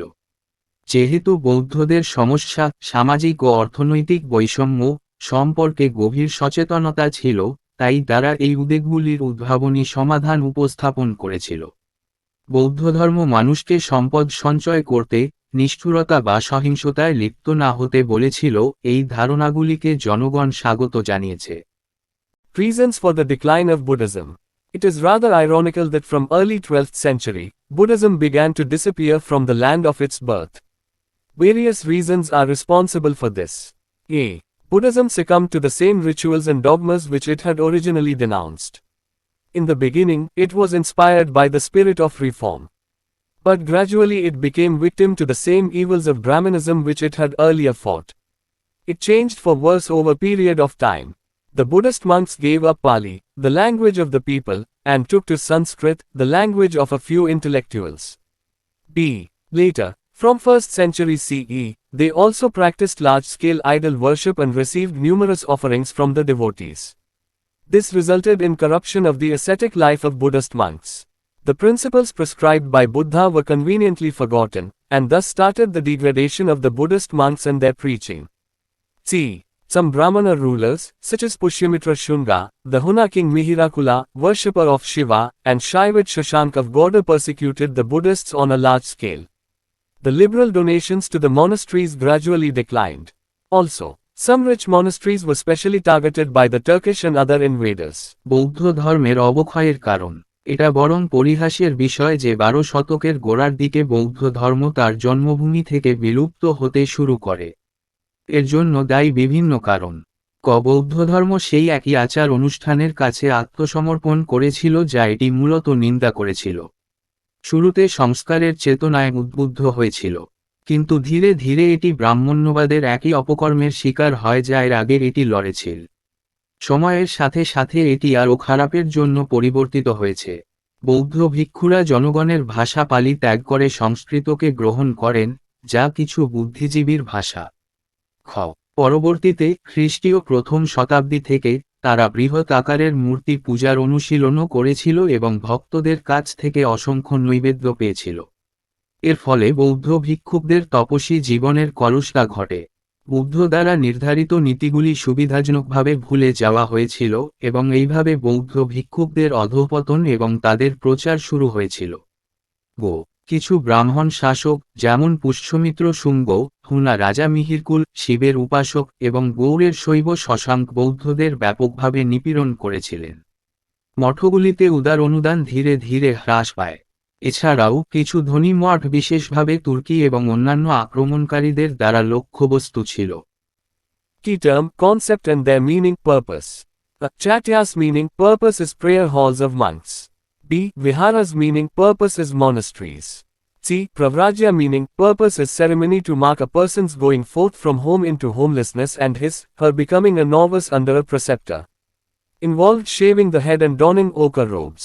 D. Upasampada meaning purpose is ordination ceremony when the novice becomes a full-fledged member of the monastic community. A. Upostha meaning purpose is ceremony held on full moon and new moon. F. Parajika meaning purpose is literally meaning defeat. It included 4 most serious offenses involving expulsion from the Sangha, sexual intercourse, taking what is not given, killing someone and making false claim of spiritual attainment. G. Pavarana meaning purpose is Pavarana is a Buddhist holy day celebrated on Ashwin full moon of the lunar month. It marks the end of the rainy season, sometimes called Buddhist Lent. On this day, each monk must come before the community of monks, Sangha, and atone for an offense he may have committed during the rainy season. H. Upasikas meaning purpose is male followers who have taken refuge in the Buddha, Dhamma and Sangha, but who have not taken monastic vows. I. Upasikas meaning purpose is female followers who have taken refuge in the Buddha, Dhamma and Sangha but who have not taken monastic vows. J. Bodhisattva meaning purpose is enlightened beings who have renounced their own salvation and put off entering paradise in order to help others attain enlightenment. They devote all their power and energy to save suffering beings in this world. As deities of compassion, bodhisattvas are typically represented with precious jewelry, elegant garments, and graceful postures. K. Bhikkhu Sangha meaning purpose is Sangha of monks. I. Bhikkhuni Sangha meaning purpose is Sangha of nuns. M. Therigatha meaning purpose is verses of elder monks. N. Therigatha meaning purpose is verses of elder nuns. O. Shramana, Samana meaning purpose is one who strives to realize the truth. P. Parivrajaka meaning purpose is wanderer. Q. Shakra meaning purpose is God Indra. R. Sarvastivadin meaning purpose is one of the popular schools of Theravada, which basically relies on the dictum that everything whether internal as well as external exists continuously in all the three phases of time. S. Sautrantika meaning purpose is those who consider only the sutras as valid teachings of the Buddha and not the commercial literature. So, among the texts of the Tripitaka, the Sautrantikas hold only the Suttapitaka and Vinaypitaka to be valid teachings of Lord Buddha. T. Samitya meaning purpose is one of the early Buddhist schools. মূল term ধারণা এবং তাদের অর্থ উদ্দেশ্য। চৈত্যের অর্থ উদ্দেশ্য হল সন্ন্যাসীদের প্রার্থনা সভা। বি. বিহারের অর্থ উদ্দেশ্য হল মঠ। সি. প্রব্রজ অর্থ উদ্দেশ্য হল একজন ব্যক্তির বাড়ি থেকে গৃহহীন হয়ে যাওয়া এবং একজন গুরুর অধীনে তার নবজাতক হয়ে ওঠার অনুষ্ঠান। মাথা নাড়া করা এবং গেরুয়া পোশাক পরিধান করা জড়িত। ডি. উপসম্পদের অর্থ উদ্দেশ্য হল অধ্যাদেশ অনুষ্ঠান যখন নবজাতক সন্ন্যাসী সম্প্রদায়ের পূর্ণ সদস্য হয়ে ওঠে। উপসৎ অর্থ উদ্দেশ্য হল পূর্ণিমা ও অমাবস্যায় অনুষ্ঠিত অনুষ্ঠান। এফ. পারাজিকা অর্থ উদ্দেশ্য আক্ষরিক অর্থে পরাজয়, এতে সংঘ থেকে বহিষ্কার যৌন মিলন, যা দেওয়া হয় না তা গ্রহণ করা, কাউকে হত্যা করা এবং আধ্যাত্মিক অর্জনের মিথ্যা দাবি করা জড়িত চারটি গুরুতর অপরাধ অন্তর্ভুক্ত ছিল। চি. পাভারানা অর্থ উদ্দেশ্য হল পাভারানা হল একটি বৌদ্ধ পবিত্র দিন যা চন্দ্র মাসের আশ্বিন পূর্ণিমায় পালিত হয়। এটি বর্ষাকালের সমাপ্তি চিহ্নিত করে, কখনো কখনো বৌদ্ধ লেন্ট বলা হয়। এই দিনে প্রতিটি সন্ন্যাসীকে অবশ্যই সন্ন্যাসীদের সংঘ সম্প্রদায়ের সামনে উপস্থিত হতে হবে এবং বর্ষা মৌসুমে তার করা অপরাধের প্রায়শ্চিত্ত করতে হবে। এইচ. উপাসক অর্থ উদ্দেশ্য হল এমন পুরুষ অনুসারী যারা বুদ্ধ, ধম্ম এবং সংঘের আশ্রয় নিয়েছেন কিন্তু সন্ন্যাস ব্রত নেননি। আই. উপাসিক অর্থ উদ্দেশ্য হল সেই সব মহিলা অনুসারী যারা বুদ্ধ, ধম্ম এবং সংঘের আশ্রয় নিয়েছেন কিন্তু যারা সন্ন্যাস ব্রত গ্রহণ করেননি। যে. বোধিসত্ত্ব অর্থ উদ্দেশ্য হল আলোকিত মানুষ যারা নিজেদের পরিত্রাণ ত্যাগ করেছে এবং অন্যদেরকে জ্ঞান অর্জনে সাহায্য করার জন্য স্বর্গে প্রবেশ করা বন্ধ করে দিয়েছে। তারা তাদের সমস্ত শক্তি এই পৃথিবীতে দুঃখী প্রাণীদের বাঁচানোর জন্য নিবেদন করে। করুণার দেবতা হিসাবে বোধিসত্ত্বদের সাধারণত মূল্যবান গহনা, মার্জিত পোশাক এবং মণিমুগ্ধকর ভঙ্গি দিয়ে উপস্থাপন করা হয়। কে. ভিক্ষু সংঘের অর্থ উদ্দেশ্য হল ভিক্ষুকদের সংঘ। এল. ভিক্ষুণী সংঘের অর্থ উদ্দেশ্য হল সন্ন্যাসীদের সংঘ। এম. থেরাগাথার অর্থ উদ্দেশ্য হল বড় সন্ন্যাসীদের পদ। এন. থেরিগাথা অর্থ উদ্দেশ্য হল বয়স্ক নানদের পদ। সমন অর্থ উদ্দেশ্য হল সেই ব্যক্তি যিনি সত্যকে উপলব্ধি করার চেষ্টা করেন। পরিব্রাজক অর্থ উদ্দেশ্য হল পরিভ্রমণকারী। কিউ. শক্র অর্থ উদ্দেশ্য হল ঈশ্বর ইন্দ্র। আর সর্বস্তিবাদী অর্থ উদ্দেশ্য হল থেরবাদের জনপ্রিয় স্কুলগুলির মধ্যে একটি, যা মূলত এই কথার উপর নির্ভর করে যে অভ্যন্তরীণ বা বাহ্যিক সবকিছুই সময়ের তিনটি পর্যায়ে অবিচ্ছিন্নভাবে বিদ্যমান। এস. সৌত্রান্তিক অর্থ উদ্দেশ্য হল তারা যারা শুধুমাত্র সূত্রগুলিকে বৈধ বলে মনে করে, বুদ্ধের শিক্ষা এবং বাণিজ্যিক সাহিত্য নয়। সুতরাং ত্রিপিটকের গ্রন্থগুলির মধ্যে সৌত্রান্তিকরা শুধুমাত্র সূত্রপিটক এবং বিনয়পিটককে ভগবান বুদ্ধের বৈধ শিক্ষা বলে ধরেন। টি. সম্মিলিত অর্থ উদ্দেশ্য হল প্রাথমিক বৌদ্ধ বিদ্যালয়গুলির মধ্যে একটি। First Buddhist Council 483 BCE, place Rajgriha, ruler Ajatashatru, President Mahakassapa, specificity, held soon after the death of the Buddha. It was at this council that the Buddha's teachings were divided into three categories or baskets: Pitaka, discourses, discipline and higher knowledge. Vinay Pitaka, rules of the order, recited by Upali. Sutta Pitaka, great collection of Buddha's sermons, by Ananda. Second Buddhist Council 383 BCE. Place Vaishali, ruler Kalasoka, President Sabbakami, specificity. The objective was to settle a debate on certain practices of Buddhist monks, especially in western India. Division: Sthaviravidins and Mahasanghikas. The group who stayed called themselves the elders Thera in Pali. They felt they were in keeping with the original spirit of the Buddha's teachings. The other group, the great community, Mahasanghika in Sanskrit, interpreted Buddha's teachings more liberally, but in a way that they felt was truer to his intentions. These two groups would eventually evolve into Theravada and Mahayana Buddhism. Third Buddhist Council 250 BCE. Place Patliputra, ruler Ashoka, President Mogaliputta Tissa, specificity. The objective of the council was to purify the Buddhist movement from opportunistic factions. Origin of Theravada school. Tripitaka coded in Pali language. Sent Buddhist missionaries to other countries. Fourth Buddhist Council 1st century CE. Place Kashmir, ruler Kanishka, President Vasumitra, specificity. Buddhism divided into the Mahayana sect and the Hinayana sect. Some believe that the Fourth Buddhist Council is the name of two separate Buddhist council meetings. The Theravada had a Fourth Buddhist Council in the 1st century BCE in Tambapanni, i.e. Sri Lanka, at Aloka Lena, now Alu Vihara, during the time of King Vittagamani Abaya. The second one was held by the Sarvastivadin school, in Kashmir around the 1st century CE. প্রথম বৌদ্ধ পরিষদ 483 খ্রিস্টপূর্বাব্দ, স্থান রাজগৃহ, শাসক অজাতশত্রু, রাষ্ট্রপতি মহাকাশপ্পা। বিশেষত্ব: বুদ্ধের মৃত্যুর পরপরই অনুষ্ঠিত এই পরিষদে বুদ্ধের শিক্ষাকে তিনটি শ্রেণীতে বা ঝুড়ি পিটক ভাগ করা হয়েছিল: বক্তৃতা, শৃঙ্খলা এবং উচ্চতর জ্ঞান। বিনয় পিটক আদেশের নিয়ম উপলি আবৃত্তি করেছেন।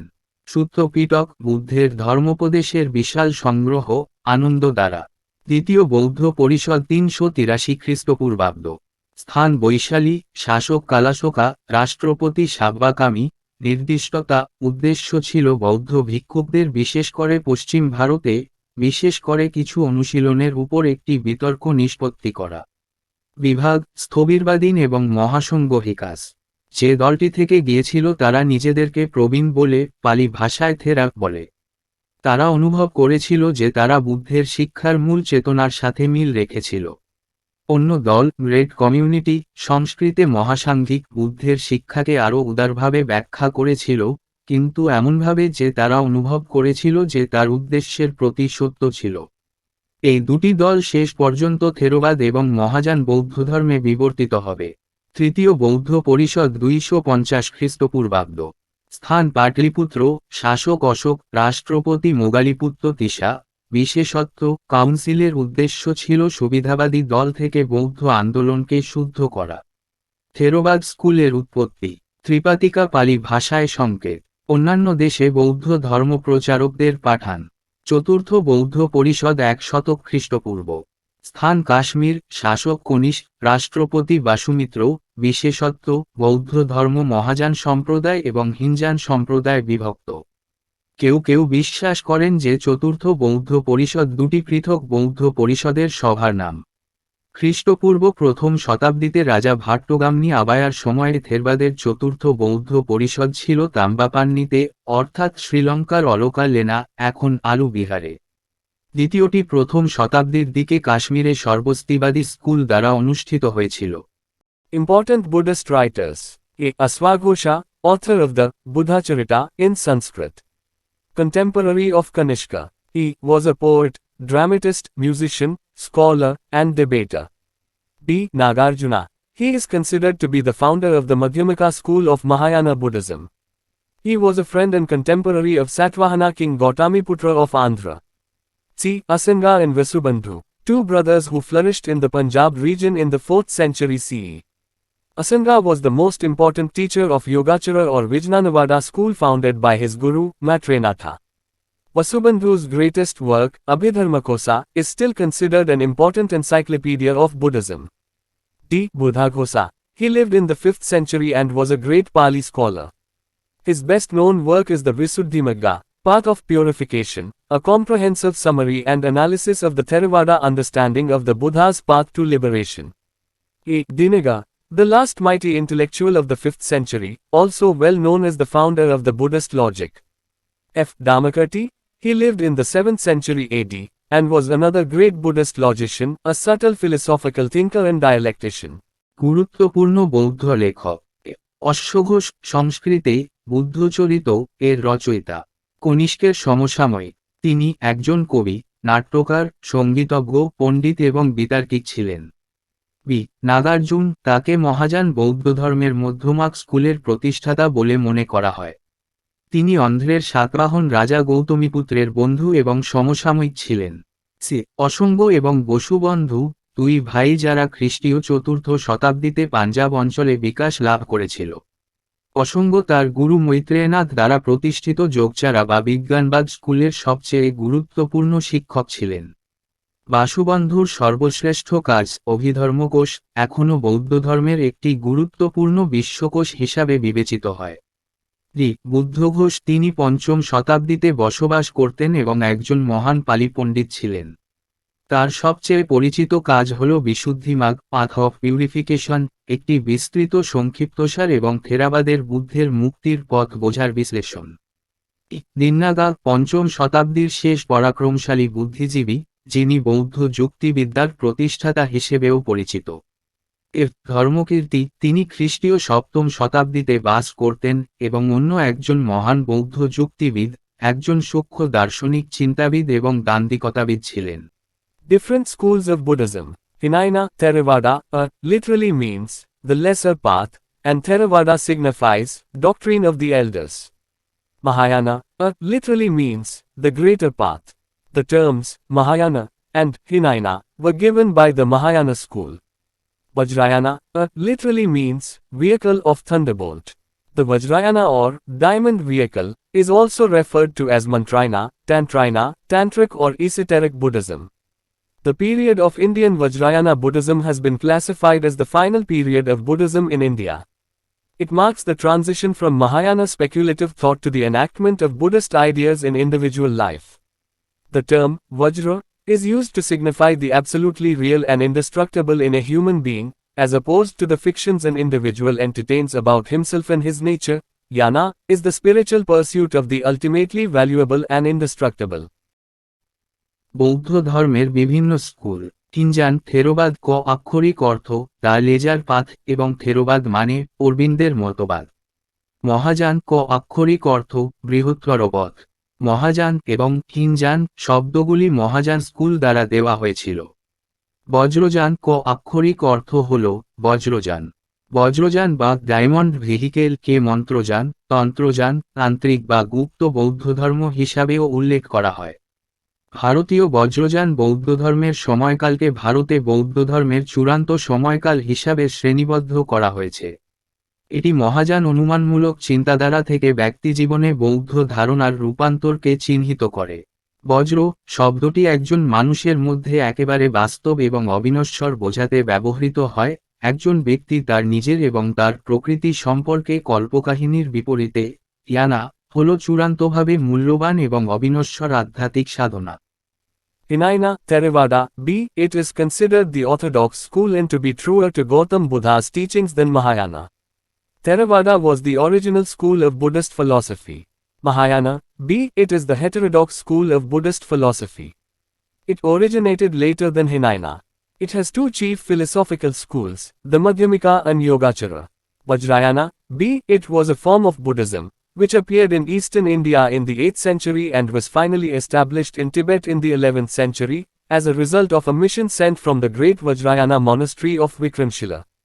The Two Truths doctrine is the central concept of the Vajrayana practice path and lays down the philosophical basis for its methods.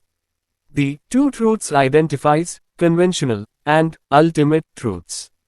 Conventional truth is the truth of consensus reality, and common sense notions of what does and does not exist. Ultimate truth is reality is viewed by an awakened or enlightened mind. কিঞ্জান থেরোবাদ এটিকে গোড়া school হিসাবে বিবেচনা করা হয় এবং মহাযানের চেয়ে গৌতম বুদ্ধের শিক্ষার প্রতি সত্য বলে মনে করা হয়। থেরোবাদ ছিল বৌদ্ধ দর্শনের আদি স্কুল। মহাযান এটি বৌদ্ধ দর্শনের হেটেরোডক্স স্কুল। এর উৎপত্তি হিনজানের পরে। এর দুটি প্রধান দার্শনিক বিদ্যালয় রয়েছে, মধ্যমিকা এবং যোগচারা। বজ্রযান এটি বৌদ্ধ ধর্মের একটি রূপ যা অষ্টম শতাব্দীতে পূর্ব ভারতে আবির্ভূত হয়েছিল এবং অবশেষে 11 শতকে তিব্বতে প্রতিষ্ঠিত হয়েছিল, বিক্রমশিলার মহান বজ্রযান মঠ থেকে পাঠানো একটি মিশনের ফলস্বরূপ। দুই সত্য মতবাদ হল বজ্রযান অনুশীলন পথের কেন্দ্রীয় ধারণা এবং এর পদ্ধতিগুলির জন্য দার্শনিক ভিত্তি স্থাপন করে। দুটি সত্য প্রচলিত এবং চূড়ান্ত সত্যকে চিহ্নিত করে। প্রচলিত সত্য হল সম্মত বাস্তবতার সত্য এবং কি আছে এবং নেই তার সাধারণ জ্ঞানের ধারণা। চূড়ান্ত সত্য হল বাস্তবতা যা একটি জাগ্রত বা আলোকিত মন দ্বারা দেখা হয়। Hinayana, Theravada, see, its scriptures are in Pali, the language that Buddha taught in. Mahayana, see, its scriptures are in Sanskrit, the language of Indian scholasticism. Vajrayana, see, most of the terms originated in the Sanskrit language of Tantric Indian Buddhism, but since it deals with inner experiences, the Vajrayana texts use a highly symbolic language Sandhya Bhasha, or twilight language, that aims at helping the followers of its disciplines to evoke within themselves experiences considered to be the most valuable available to human beings. Thus, Vajrayana attempts to recapture the enlightenment experience of the historical Buddha. কিঞ্জান থেরোবাদ এর ধর্মগ্রন্থগুলি পালি ভাষায়, যে ভাষা বুদ্ধ শিখিয়েছিলেন। মহাযান এর ধর্মগ্রন্থগুলি সংস্কৃত, ভারতীয় শিক্ষাবাদের ভাষা।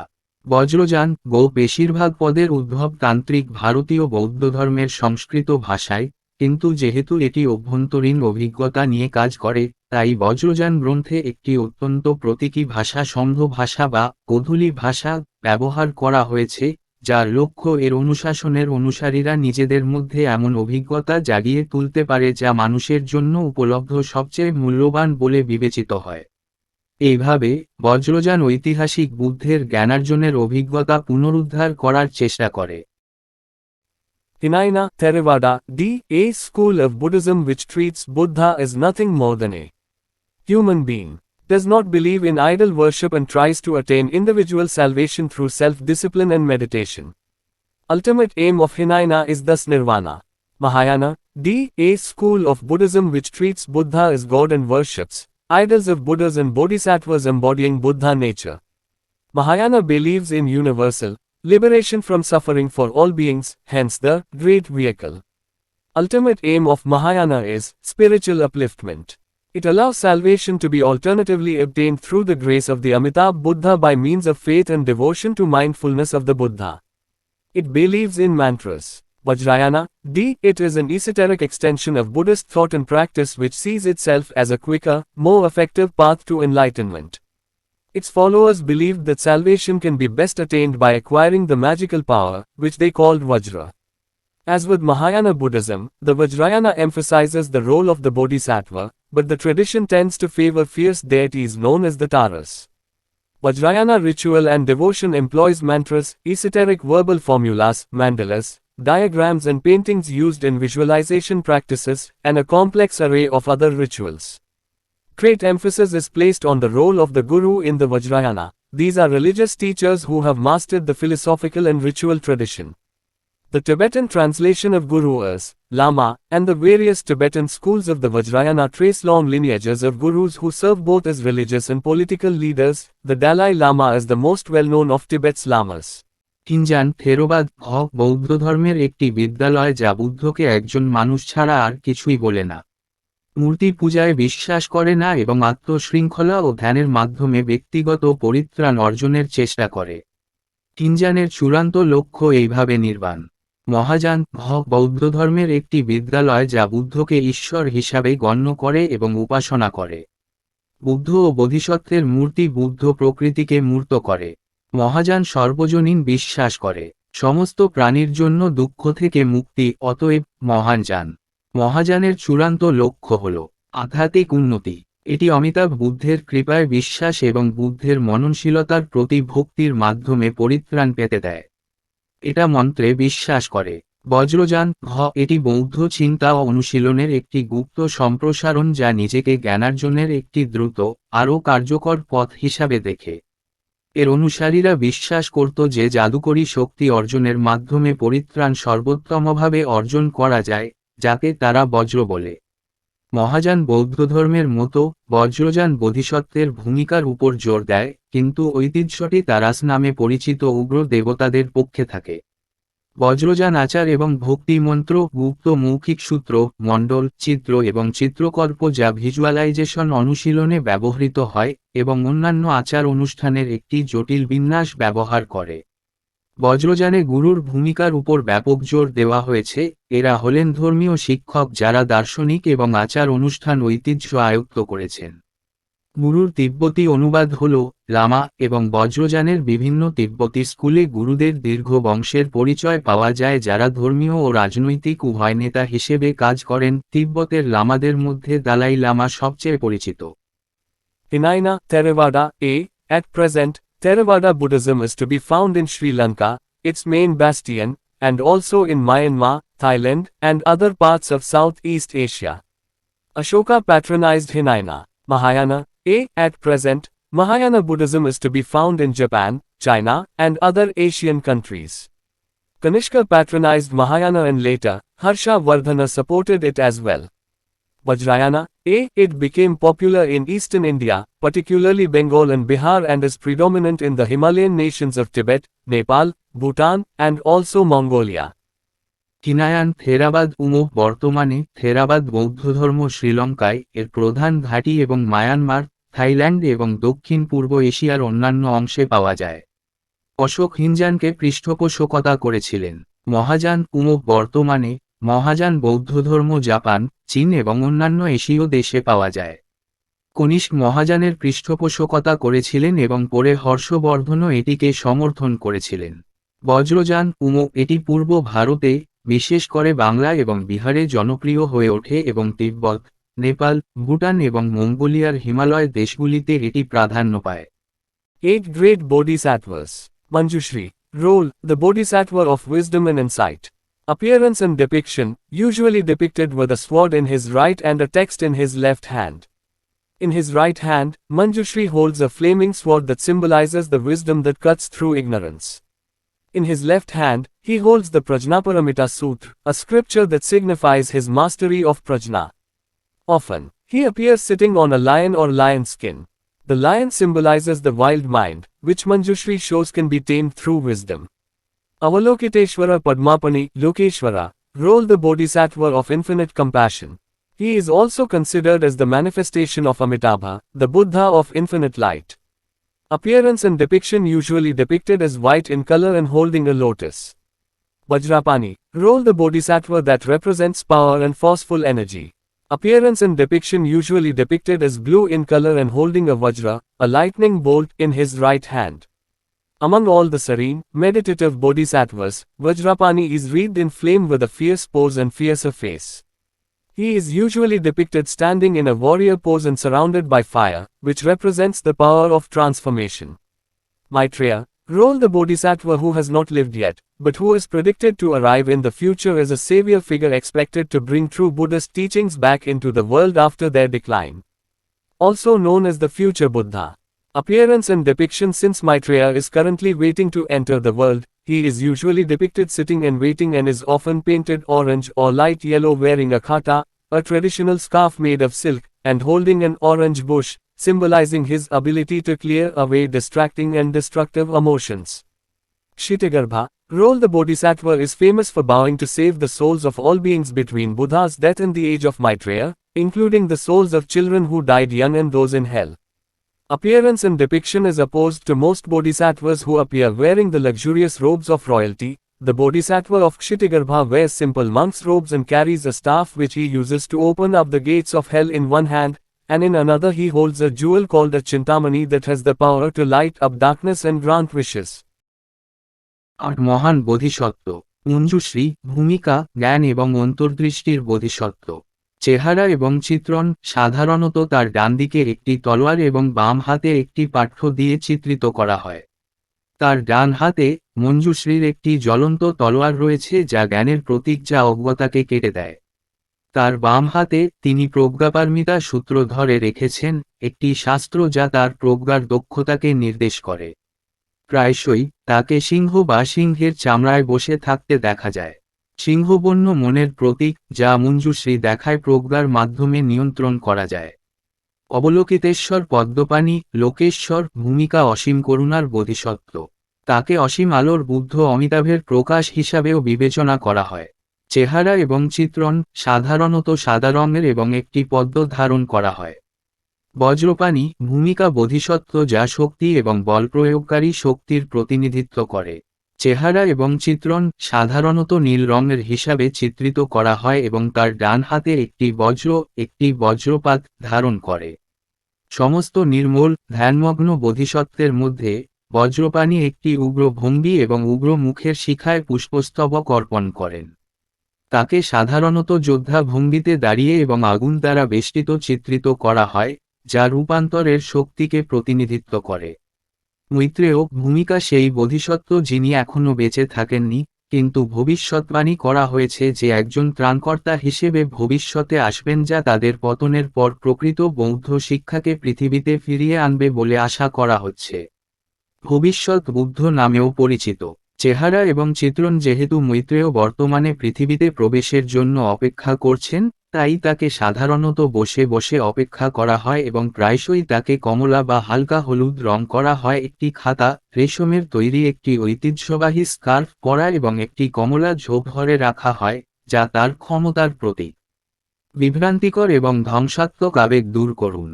ক্ষিতিগর্ভ, ভূমিকা বোধিসত্ত্ব বুদ্ধের মৃত্যু এবং মৈত্রেয় বয়সের মধ্যে সমস্ত প্রাণীর আত্মাকে বাঁচানোর জন্য প্রণাম করার জন্য বিখ্যাত, যার মধ্যে শিশু এবং নরকে যারা মারা গিয়েছিল তাদের আত্মা।